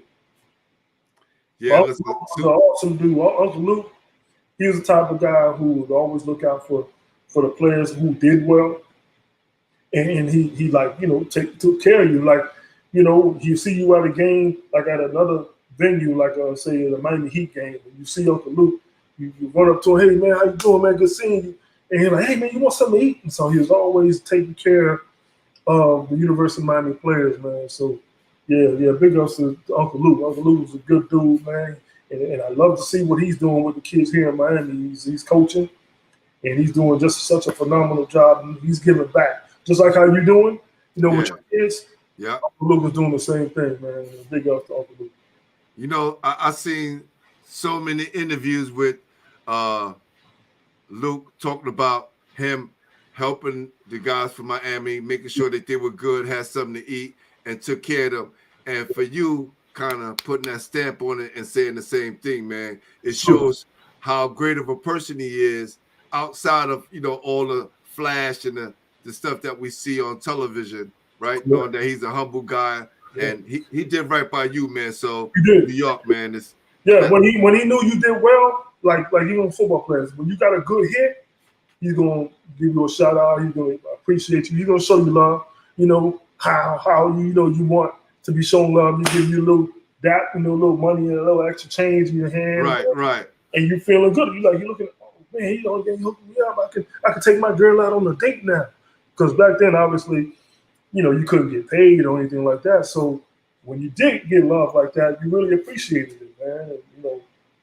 And, man, it's one of those things where you look back and like, man, that dude was really a down-to-earth dude. He knew our struggles. He knew what we wanted. Even before all of this that's going on now, the kids getting paid like millions of dollars to attend the school. It's like, damn, this, we were just imagine if we was getting a couple of dollars and it was legal. I'm saying it's so crazy right now. You can just jump from school to school and play for whoever you choose, whoever is the highest bidder. Now you can go to anybody's school. It's a crazy atmosphere. There's no real loyalty to the game anymore. It's more of a business. And I think by right, college kids should get paid, but the way it's done now, it's kind of. For me, I think the reason why they did it now, right? Because you can kind of kill a kid's future early. Because if he getting a couple of $1,000, why work hard? Right? A lot of them not even focused on the millions. Even if you get $1 million, you like, I don't really need to push myself to go to the league. Yeah, but back in the day, for us, it was for the love of the game. That's right. We took pride in our abilities, and so we worked harder so we can become better players. But now it's like, I can get moms out of the projects, which is a great thing. And I don't, Yes. If I had that opportunity, I would have loved to have been able to do it. But now it's a different ball game, and it's a different motivation now. These kids now have a different mindset. It's like, what can you do for me? Which is a great thing. I like that fact. But our day, you gotta kind of balance it. Our day was more of the pride in your school, whatever school you went to. It was, I want to do the best I can because I'm a University of Miami Hurricane. I'm about this life. This is who I am. But you're not looking out. You're not being looked after with that same fever. No one's saying let's do for these kids. Because they're doing so much for our university. That's not how it was back then. It was, you do great, they love you. If you do bad, they hate you. Or they'll, especially down in Miami. Miami here, you either win. Like today, the football game, we lost today, man. You know how many fans are, pissed off about today's game? We lost to Middle Tennessee State, bro. This town is like really finicky like that. So you either gotta win or you gotta win, and there's no two ways about it. No in between. No, it's not. Oh well, these kids are young and they need to learn, it's not that. You either ball out or you got to go home. They don't. It's nothing. It's no in between. When did you know? How long did it take you before you felt like I could play at this level, at a high level, and also that this is gonna be my team? What, the University of Miami? Yes. Well, I didn't know. I wasn't sure. When we started practicing and actually, just street ball, we just hooping, there was a guy named Dennis Burns. A lot of people don't know about Dennis Burns. Dennis Burns, he's from Sicklerville, New Jersey. Sicklerville, yeah. Actually, my brother lives out there now. One of my brothers live out there now. And I'm gonna tell you this, man. This is another reason why I say coaches can either make you or break you. This dude was one of the best ball players that I've either played with or played against, because we played against each other in practice, because they would always put us on opposite teams because we were pretty much similar in terms of our game level. And man, let me tell you, one of the most phenomenal athletes I've ever seen was that dude. Now, I'll tell you a story about that dude. When we went to Duke, we played against, in Cameron Indoor Stadium. Yep. Duke fans are like, they're loony. They're crazy people. Cameron crazy. They're Cameron crazies, man. And I'm going to tell you, we were playing well. We were doing well in the game, and it was a great game. But this dude, Dennis Burns, put on such the show that he fouled out the game. But when he was walking off the court, they gave him a standing ovation because of what he did during that game. Wow. He put Tommy Amaker, Johnny Dawkins, Jay Billis, killed him. Danny Ferry, killed him. There was one particular player, and I hope I can find it somewhere, but he stole the ball. He's on the left side. He's a lefty. He's on the left side, and he takes off the dunk. Jay Billis is coming across, and then he jumps after Dennis. But Dennis hangs in the air, puts the ball down. He watches Jay Billis pass by. Jay Billis is now on the floor. Right. And Dennis went up another level and just boom, and it was just one of those plays. I wish I could see it again somehow, but it was just such an unbelievable basketball play. I don't think we'll ever see that again. But Dennis Burns was one of those guys that got in coach's doghouse and didn't get much playing time. And so he didn't do as well as me playing at the University of Miami, but he was one of those guys that you knew, this dude's a bad boy. And if he was given the opportunity, like I was given the opportunity to play, at a high level, because I think they had maybe some personal issues with each other. But I think if he would have gotten an opportunity to play as much as I did, he would have been probably in the NBA and became a superstar because he was that good. Man, you see how you're able to give it up to a guy, right? And make sure that, he's never forgotten because he got caught up into a situation with coaches.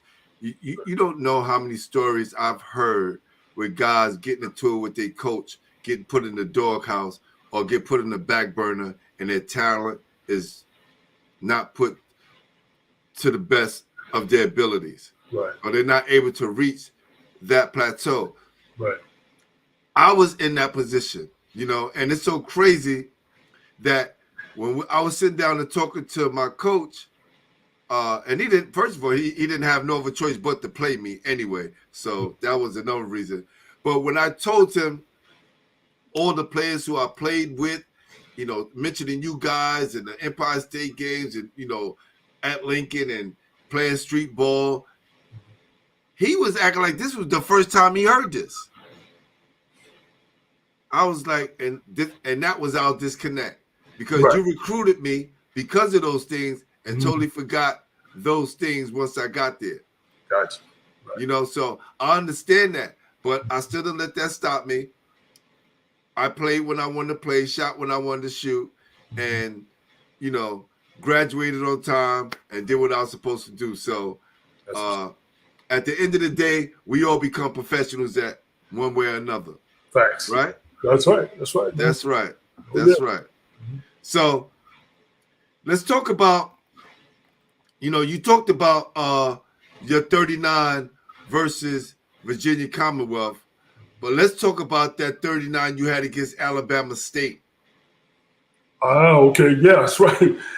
I scored 39 against three different teams, and all three teams was the same story. Coach took me out the game.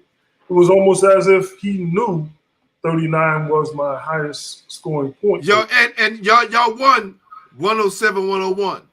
Correct. So it wasn't like you guys was winning by 30 or 40 where he should have took you out.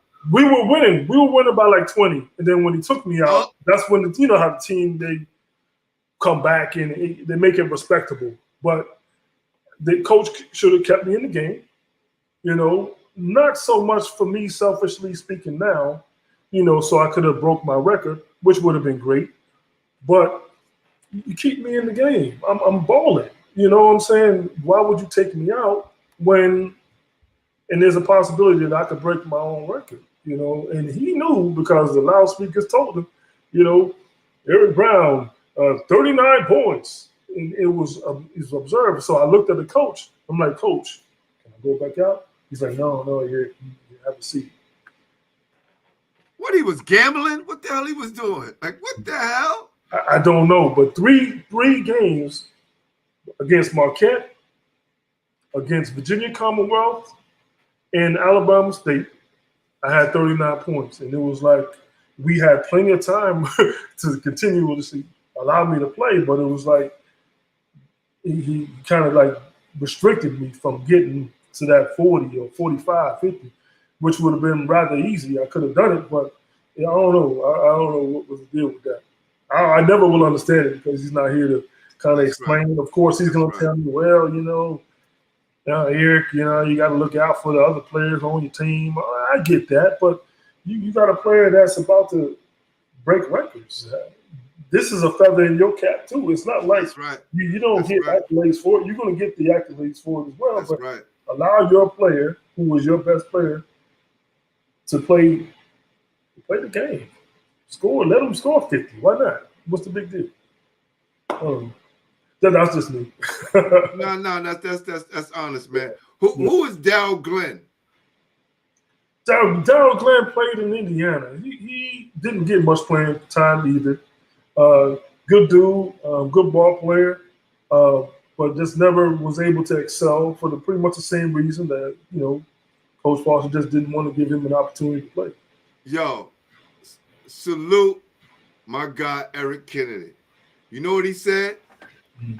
He didn't want you to break Rick Barry's record.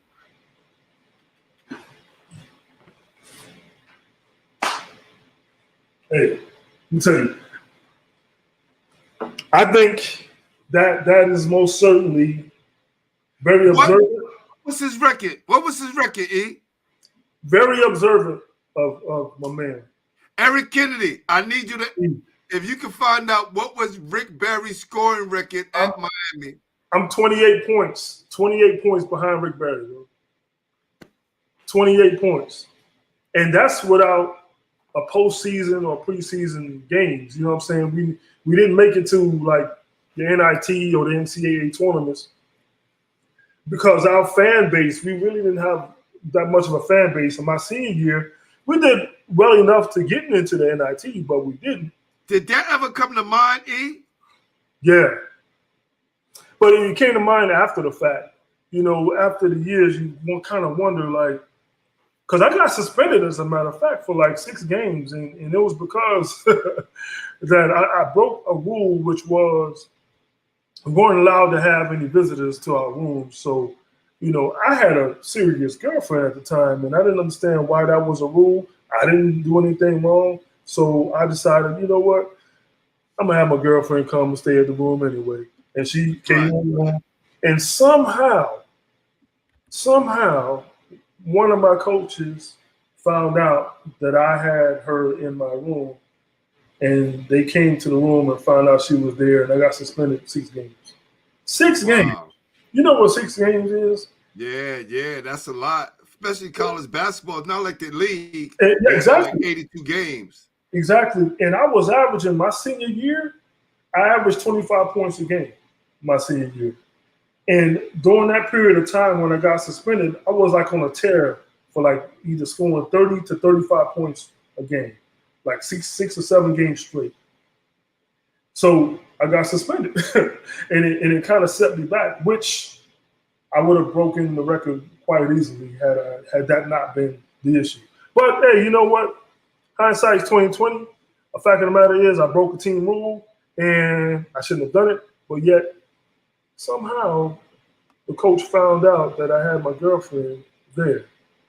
And the very same individual that commented on my not being able to shoot an outside shot was my woman. Right. Wow. Go figure.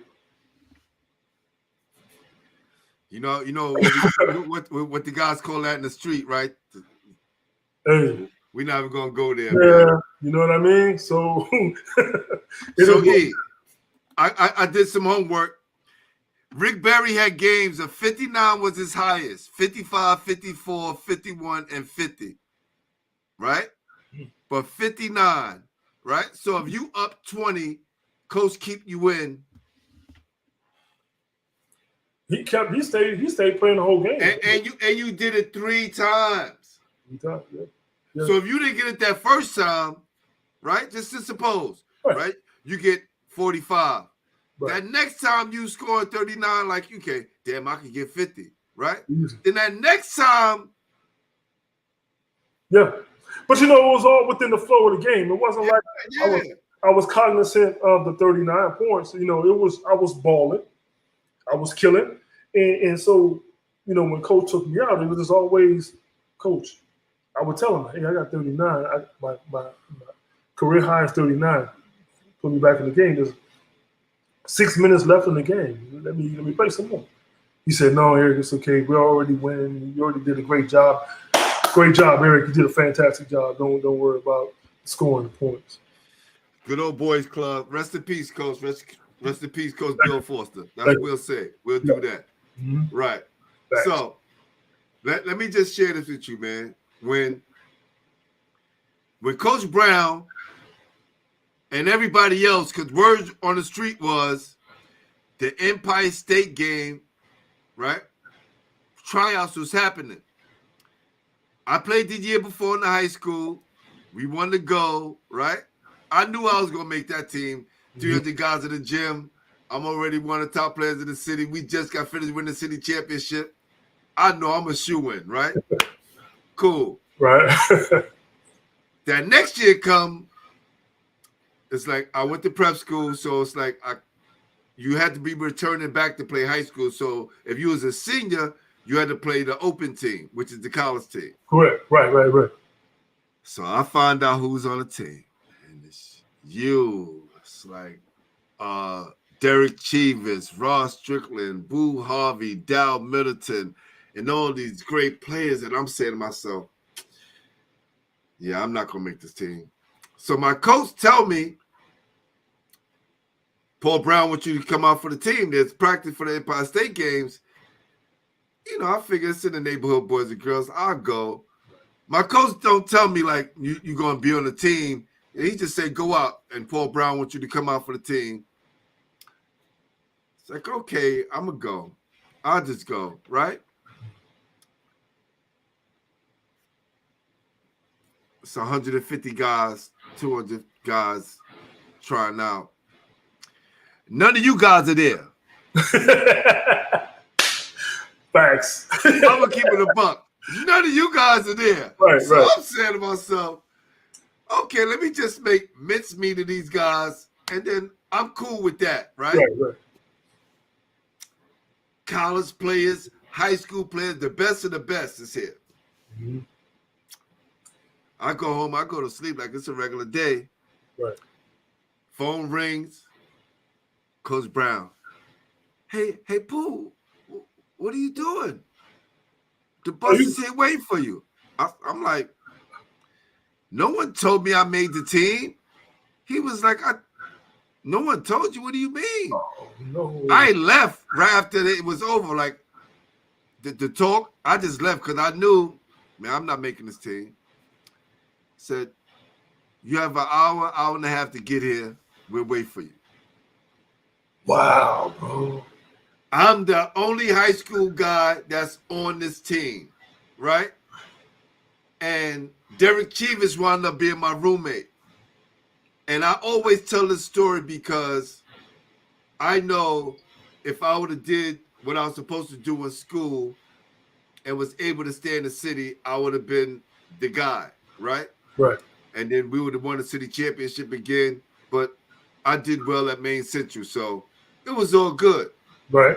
But that was the confirmation to let me know that I was one of those guys.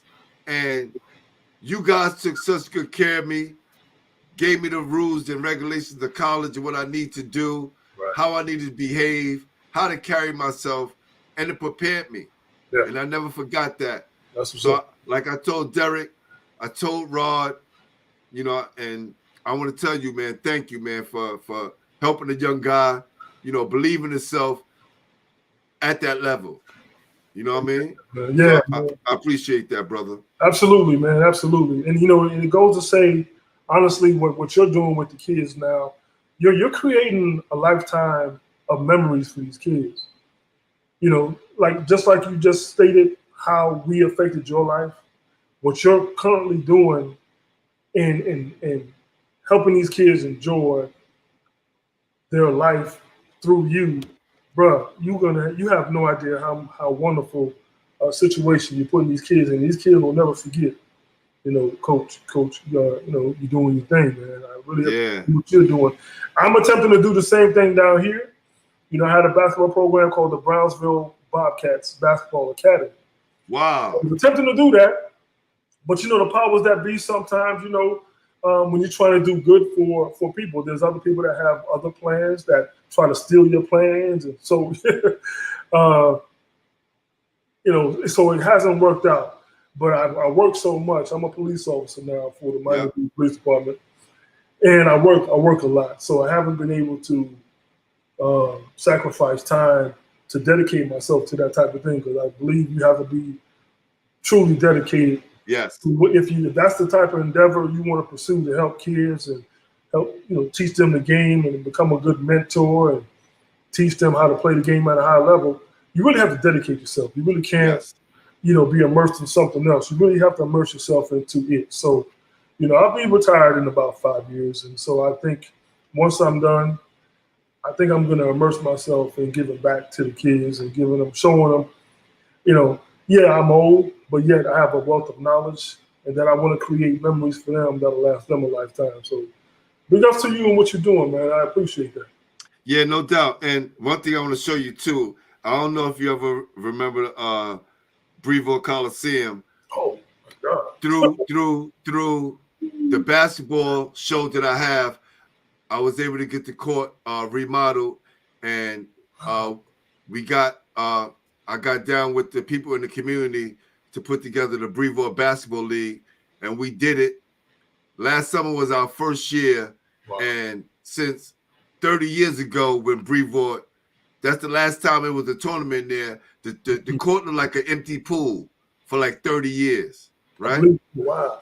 Got it redone, got together some really strong people and great professionals in the community to put together the Breville Basketball League. And this how it looked this summer. Hold on. Let me do this. I think I have it right here. So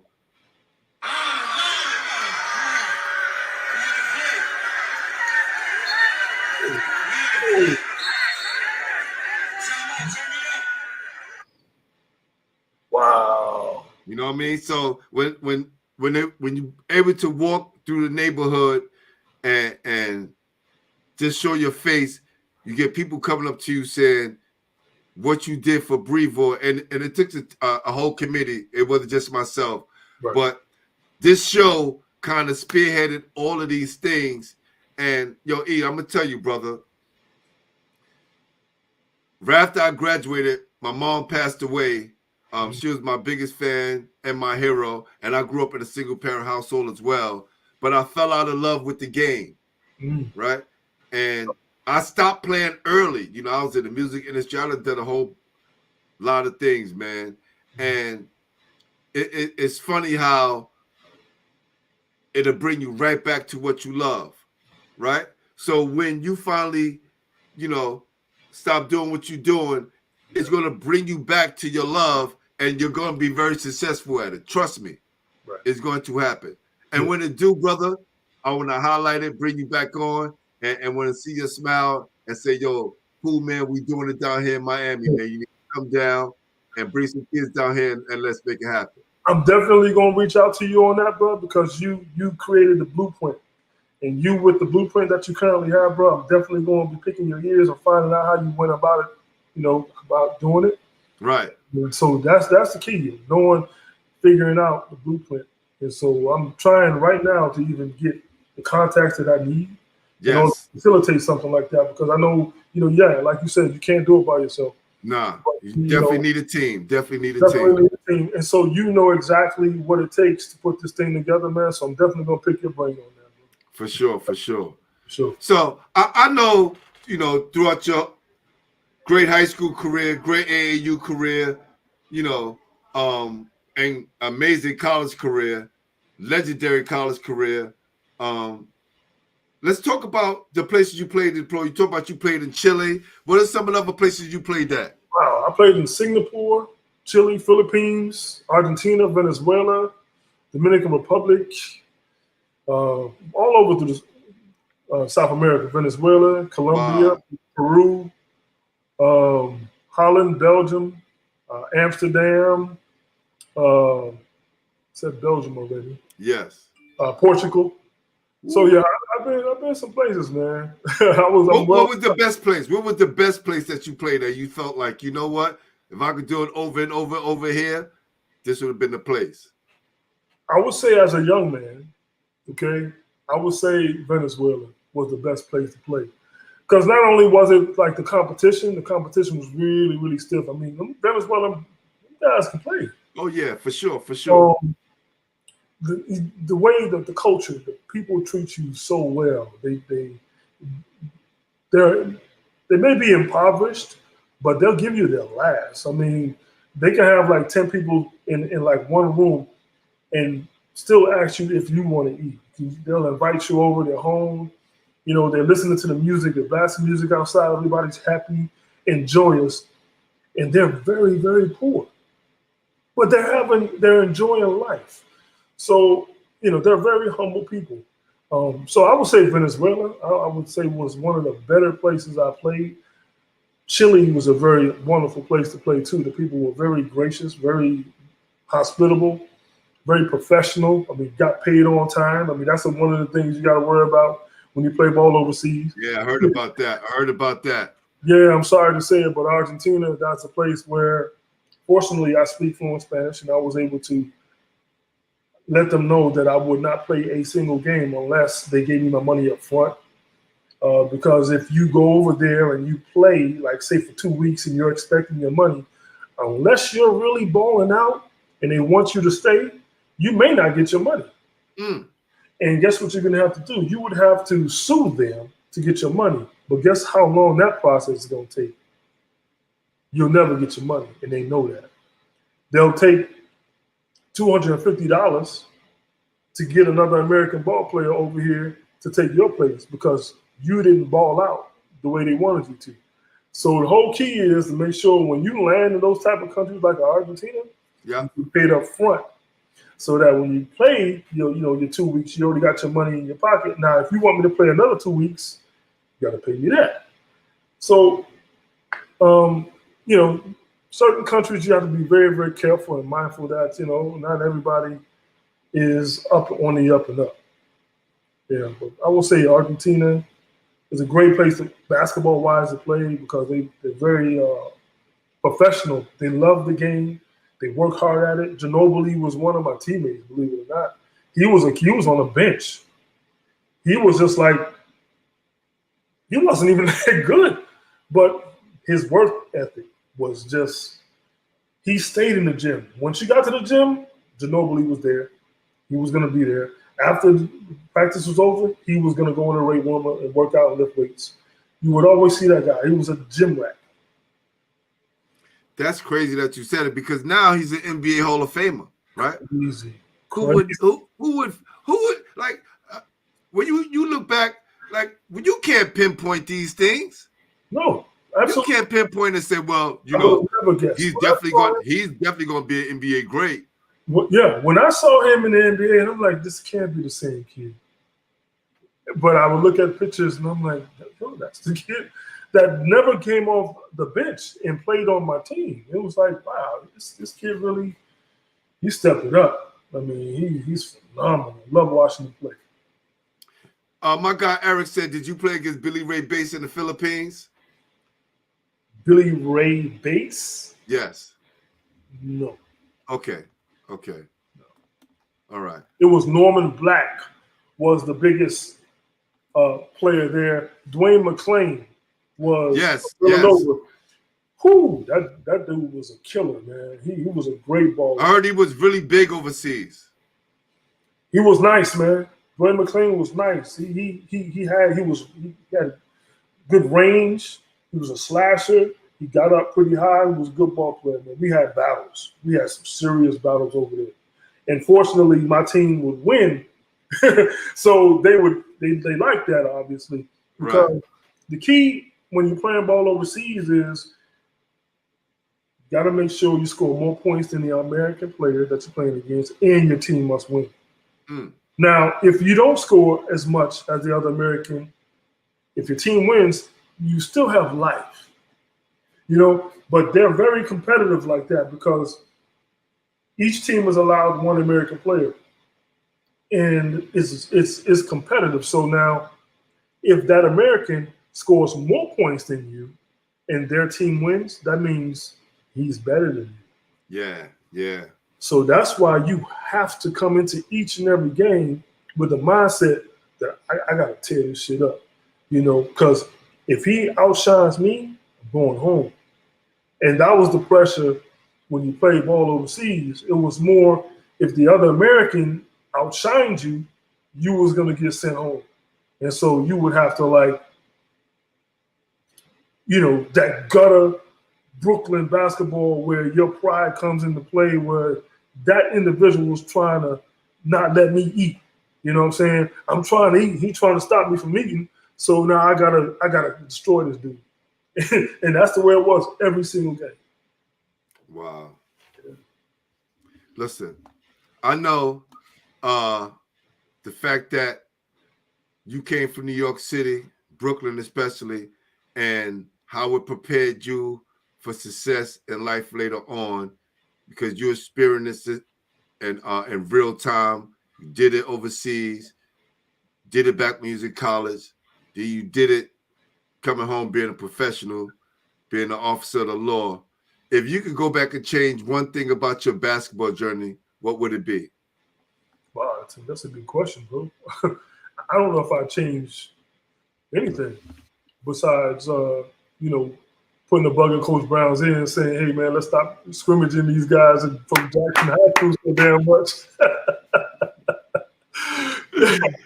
Trevor, tell you, we used to scrimmage them all the time. So it was like, we never understood why, but we knew we had to outplay them. And so we did that during these scrimmages, but we didn't realize that. They was taking notes and figuring y'all out. Yeah, man. They did that.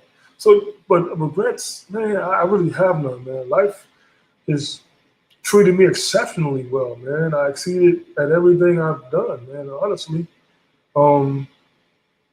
Man, just everything about my life has been wonderful, man. I mean, I have 5 boys.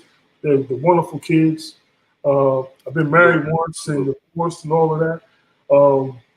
But man, overall, man, I've lived a great life and I'm living a great lifestyle, man. So I have no regrets. And I was afforded this lifestyle because of playing basketball, playing at the Gauchos, playing at the High, playing at the University of Miami. The discipline you learn in playing basketball also helps you with life. I mean, they say basketball is life. It really is, because it kind of trains you, your temperament. How you deal with adversity when you lose games, how you deal with that, how you fight through the adversity and say, you know what, next game I'm going to do things a little differently. It helps you prepare in all aspects of your life. So I don't think I would change anything, man. I would have loved the opportunity to play in the NBA, but who knows what course that would have taken me. So that's right. I'm good. That's right. There's a lot of guys that, made it to that level and strung out on drugs right now and just got caught up in the scandal and they got caught up. You know what I mean? I lived life on up and up, and I've never had any type of issues with the law or anything like that. And being in law enforcement, man, you see a lot of people, good people, that make 1 or 2 mistakes in their lives, and it's just their lives are ruined forever. So, and through playing the game of basketball, it kind of helps you stay on the straight, straight and narrow and trying to do things the right way. working hard, being diligent, and being professional. Y'all have always done it. That's real, man. So now, E, we're going to get into some fun real quick before I let you go. And now we're going to get into our top five. All right, E. The top 5 guys you played with. Man. Well, Pearl, right off the bat. Pearl's ridiculous. The wizardry that guy exuded, man, was just, it was unreal. To see the size of that dude, his shape, he's not very athletic, but athletic at the same time. It was just, you really couldn't figure him out.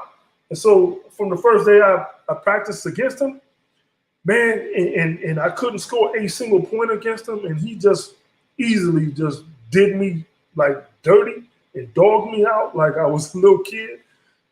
Pearl, I have to say, is number one. Watching him play in senior year, it was ridiculous. Man, also who I played with, we'll say Boo Harvey, Watch Strickland. I mean, that duo right there, that's a lot. Boo Harvey was just like, you couldn't rattle him. You couldn't get him mad. He was always had the same aloof face. I mean, he would smile every now and again, but then when he was back to the serious Boo Harvey, business as usual. Handling the ball straight up and down. It didn't seem like he crouched down much, but he had that ball on a string. Like this, right? Straight. Yeah, on a string. So you think that you can steal the ball from this cat, but his IQ for the game was just incredible. And then playing alongside Rod Strickland, yeah, that was insane. I didn't realize it at the time, but watching their individual careers when they went to college and watching them play and how they excelled and at every level of their careers, man, it was like, I was playing with the truth. Them cats I played with was the truth. So that's 3. Walter Berry. Ooh. Talk that talk. Hey, man. When I say Walter Berry made things look so easy. He reminds me of Lloyd Daniels, but he was just so cool with it. I used to try to run like him, when he was scoring a basket, and it was just one of those trots like, yeah, and he was just so cool, and he'd have his hands like this when he run, and so I emulated that a lot of the times when I used to play at the University of Miami. I would do that, thinking about how he would do things. But man, you talk about this lefty dude, he can score at will, and he made it look, you couldn't block a shot because it was a weird shot, and you just couldn't stop it. So he was one of the better guys that I played with. He's on my bucket list. Yeah. Oh, yo, no doubt, man. Walter Berry is the truth, man. He was the truth. So that's 4. Man, who else can I say was like that, man? Because those are elite guys, man.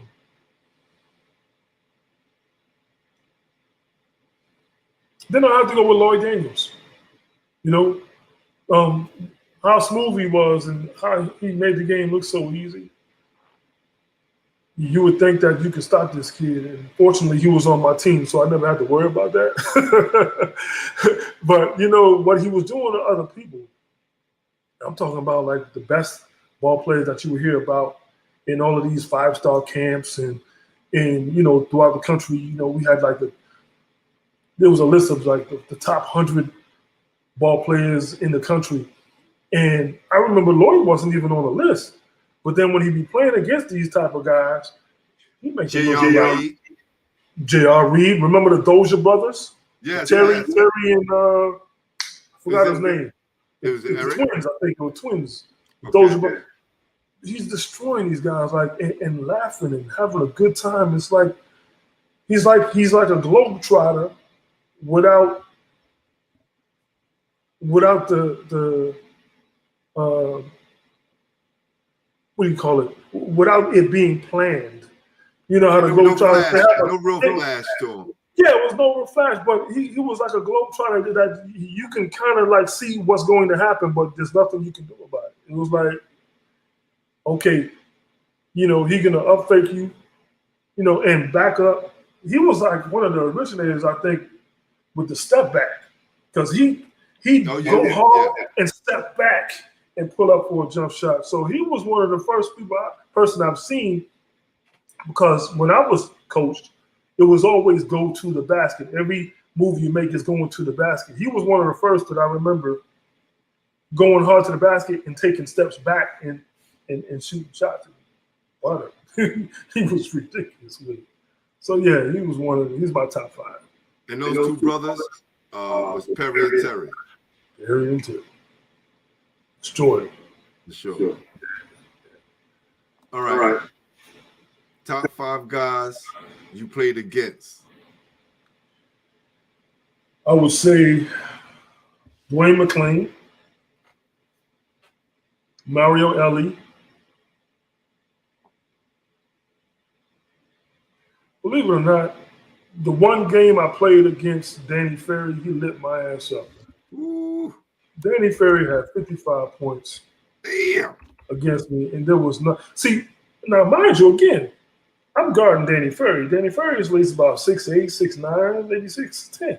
Maybe 6'10", 6'11". And I had to guard him because I'm a senior at the University of Miami. We didn't recruit after Tito Hoffa left to go play in the NBA. But anyway, I'm having to guard Danny Ferry.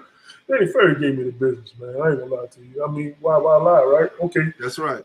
Dude gave me 55, man. So that was one of the, like, there's nothing I could do. I couldn't block the shot, and he was a very, you know, smart player. You know what I mean? It wasn't like he seemed like he gave much effort in doing what he was doing, you know, but he was giving me the business, man. I ain't gonna lie to you. I have to say Kerry Scurry, another one, ridiculous, man. Playing against him was incredible. His playing ability was insane.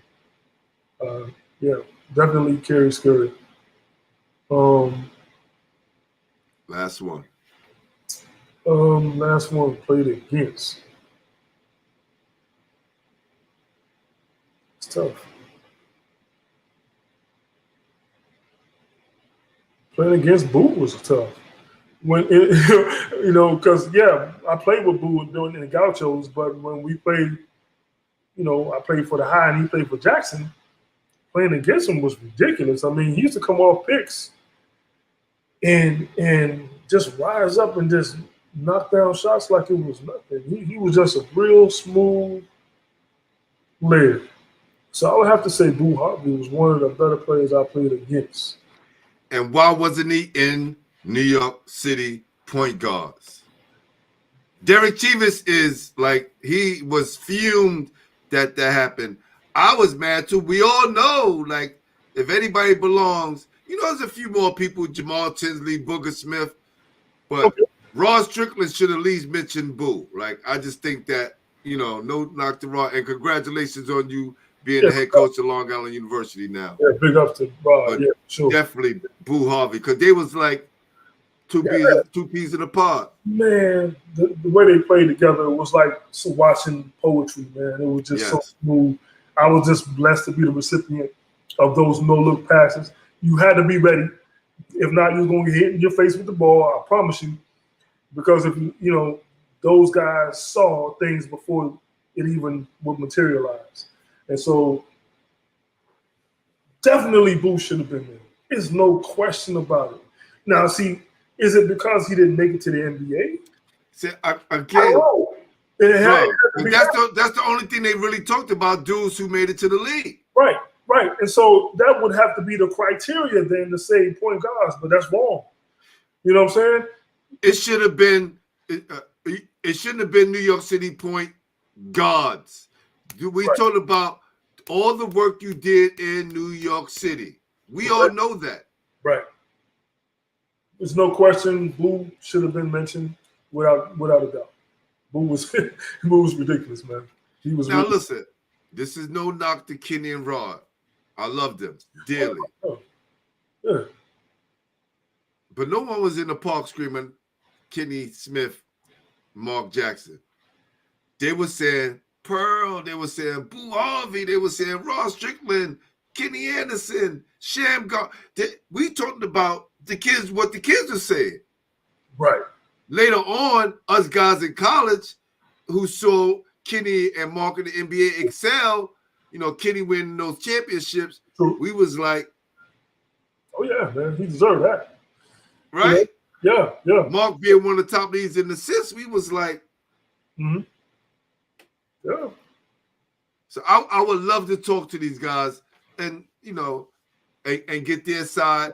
I mean, because Mark Jackson is he's in Queens, right? He was a Queens From dude. Queens, he went to Brooklyn. So- He went to Bishop He Loughlin. was Bishop Loughlin, right? Kenny from Queens. He played for Malloy. Correct. And trust me, these guys were superior guards. Yeah. That year with Mark Jackson, Kenny Hutchinson, Kenny Smith, and Pearl came out. And then you had my guy Patterson from who played at Forest Hills. Oh, okay. Right? E, give me the first name, because that's who Ross Strickland said he patterned his game after. Kenny Patterson. Kenny Patterson from Yes. was it Mount Vernon? No, he went to Forest Hills, then he went to DePaul. Okay, yeah. Yeah. Right. Kenny Patterson, right. Right. So those guys set the precedent, but Pearl was the leader of that band. So No doubt about that. Pearl got to have his own documentary, man. I would love to see that. And if anybody want me, hey, I would love to chime in because I've seen some things that Pearl did, man. I'm glad you put it in the air Hey. because I need to holler at his sister and see what we can do. To have his own documentary, man. That's right. I'd love to chime in. I got some stories of what I've seen him do to people that is just insane, man. It's ridiculous what I've seen. Now, we all know, you had Lenny Wilkins and then you had Tiny Archibald. But then there's like a 20-year gap between Tiny Archibald and Pearl. Right. True. You know what I'm saying? Right. And Pearl come on the scene and just like explodes. Correct. And then we don't look back, ever since. But we dipped and dabbled, but he was the guy. So it should be the gods of gods. How about that? Make it happen. That's right. Oh, we definitely will. Make it happen. Last two, E. Yeah. Top 5 arenas you played in. Cameron Indoor Stadium was ridiculous to play there. UNLV, they're rocking and rolling over there, man. Them fans are insane. Georgetown had really good fans too. But the craziest fans are Venezuelans, bro. Yo, they're fanatics about the game, man. They got the drums going. They got the girls dancing the tambor or whatever they call that, man. They dancing and the people just having a good time and enjoying it, man. And if you're on an opposing team, it ain't nothing nice, man. Because they take it to heart. Like they bleed whatever teams that they represent so badly that they hate you. They don't know you, but they hate you because you're on an opposing team and how dare you come to this stadium to play against my team. That's how passionate they were, So I would say overseas it's a tough place to play, man, because of the fanaticism of the people there. That they really love their sports, man. They love their teams. They're fanatical about it. It's like Cameron Indoor Stadium. Playing in a place like that is intimidating. Go overseas and see what it's like, man. Chile was like that too. Chile, those fans are right on top of you. They're able to touch you when you take the ball out of bounds. They're calling you all kinds of negros. Right. The bad part about it was I understood every single word they said because I speak Spanish. And man, the things that they said, man, I was like, I wish I didn't understand it. because they would say some things, bro, that was just disgusting. I'm telling you, it was real bad. Wow. So, but I mean, you know, those are great places to play if you're playing on that type of in that city for that team. They love you. But when you're the opposing team, forget about it, man. It ain't nice. Got you. Yeah. So you said Georgetown, you said Cameron, UNLV, UNLV, Yeah, and Chile, and Venezuela. and Venezuela. Got you. Yeah, that's Got you. Yeah. All right. Top 5 players in New York City history. New York City history? Man, I don't profess to be like a historian, man. We go on the guys that you know. Okay. I would say Pearl. I would say Kenny Hawkins. You said Kenny Hawkins? Yes. No, Connie Hawkins. Connie Hawkins. Connie For sure. Boys, that's right. From New York, right? Yep. I would say all time Pearl, right? Did I say Pearl? Pearl, Connie. Okay, Pearl, Connie. You got Connie 3 more. Man, you know what I love to watch play? Kenny Anderson, man. Kenny Anderson was crazy. Kenny. I remember when I played for the youth games, and Kenny Anderson was always in the gym balling. We used to practice at Lost Battalion. Yeah. In Queens, I think, right? By Left Rack City. Yep. And that dude was up. And everybody used to talk about, oh, man, that's Kenny Anderson down there. He's going to be the next, whatever. But, of course, you know, you're older. I'm an older kid. I don't care about this little kid over here. He's just doing his thing. But then to watch him develop into the type of player he was and see what he did against Duke when he played at Georgia Tech. And I watched that game over and over in my mind and seeing the behind the back twice, then between the legs and spinning. Man, you can't replicate that, man. That's something, that's a natural ability that he's acquired by his hard work. He never started his freshman year. So when we played them in Glen Falls, we were so happy he didn't play that first quarter because it gave us all the confidence in the world to get the league.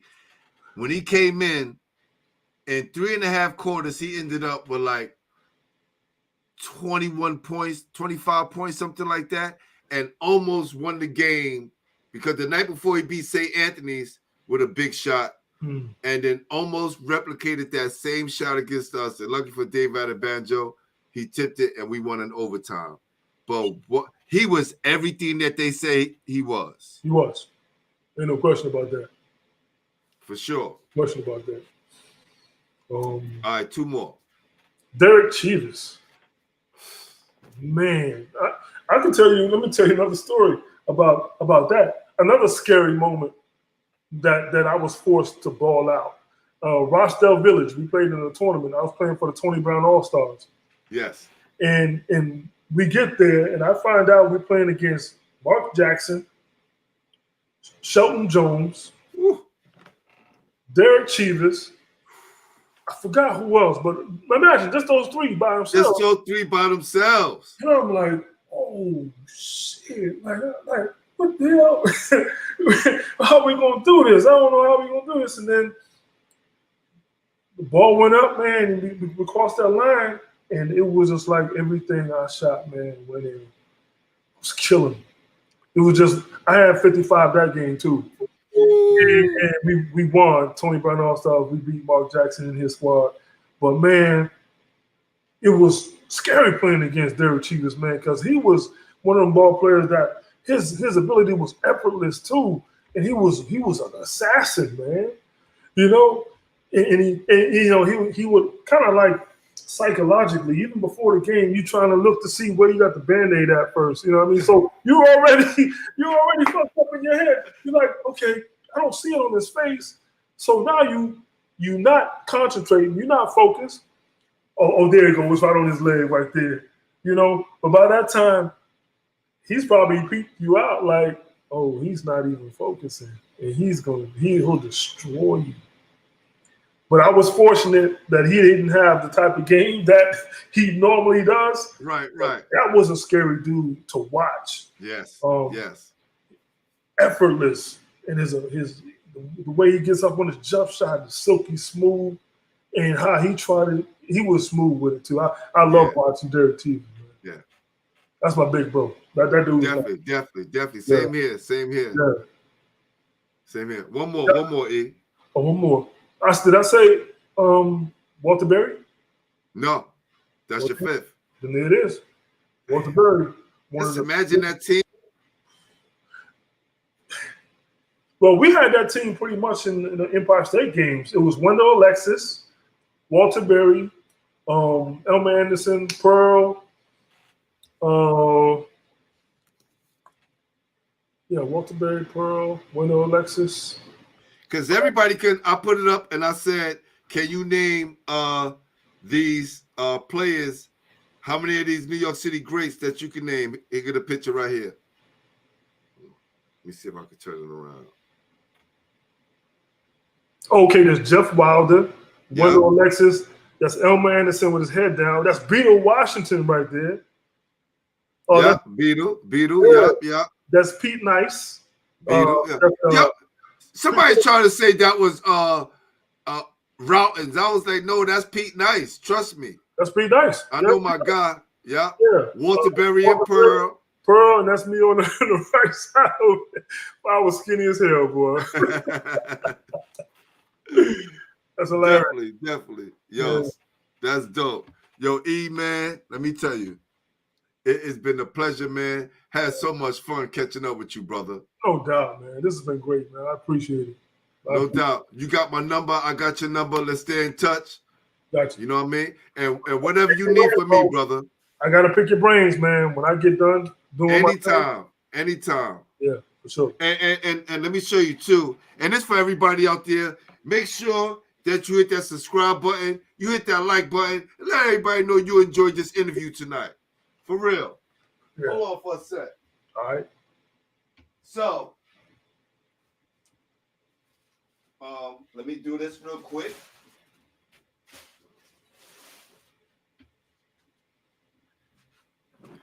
Yo, E, got merch, man. I got merch. Yo, I was about to ask you about that. Got merch, man. Gotta have it, kid. Got merch. Tight work right there. Got merch. Basketball heads. Yes. We got merch. We got merch, y'all. These polos. You see me rocking the t-shirt, and we got the hoodies. You know what I'm saying? And look. Ooh, yes. Official home for New York City basketball.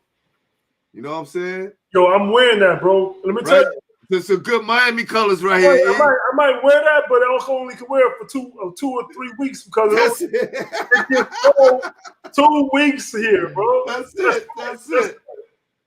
it. But brother, I'm gonna connect with you, let you know, and we'll make that happen, man. And look, you enjoy the rest of your night, the rest of your weekend, and let's stay in contact, brother. I want to say, man, I love you, man. You made a brother like me a lot better. Also give me the wisdom when I was around you, man. And very humble guy. You always was open to help the next generation, man. I want to say thank you, brother. You're a legend. And your flowers, man, definitely deserve them. Appreciate you, brother. Appreciate you. No doubt. All right. No doubt. I'll holler at you, brother. What's up? Eric Brown, my man. Peace. Peace, bro. All right. Wow. Do y'all understand, right? When you see me do these shows, man, all this is authentic, right? I don't sit around and act. I was never an actor. Yeah, I was in a few movies. I was in a few videos, but I was never an actor. All this stuff is real. The New York City Basketball Brotherhood is just like it is. Yeah, we fought against each other. And yeah, we competed against each other, right? And probably early on, we probably just gave each other minimal love. But the love was always there. We know who was giving us the business. We know who we was giving that business to. But when it's all said and done, it's all love, man. You know, when you're young and you trying to venture out to new horizons, sometimes you got to take a leap of faith. And what my guy E did, he took a leap of faith. He went down to Miami, made his own name. He built that school basketball program from the ground up. Yeah, you had some players come before him, but we didn't know Miami basketball until my guy E. Brown left there. Then we was knowing that it was a safe place to go. So my guy Malcolm Grant, another Brooklyn kid, went down there, and he enjoyed his time there, right? And the list goes on. From all the players that he played with, from all the great programs he played with, he never forgot where he came from. See his hat, Brooklyn. His name on his bike club, Brooklyn. And that's what it's about. No matter if you're from Brooklyn, Bronx, Queens, Manhattan, Staten Island, Long Island, or upstate New York.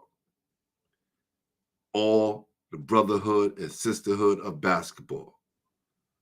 So to all of you out there, I want to say good night. God bless. Thank you for joining us. All my peoples in the chat, I appreciate you. I appreciate everyone.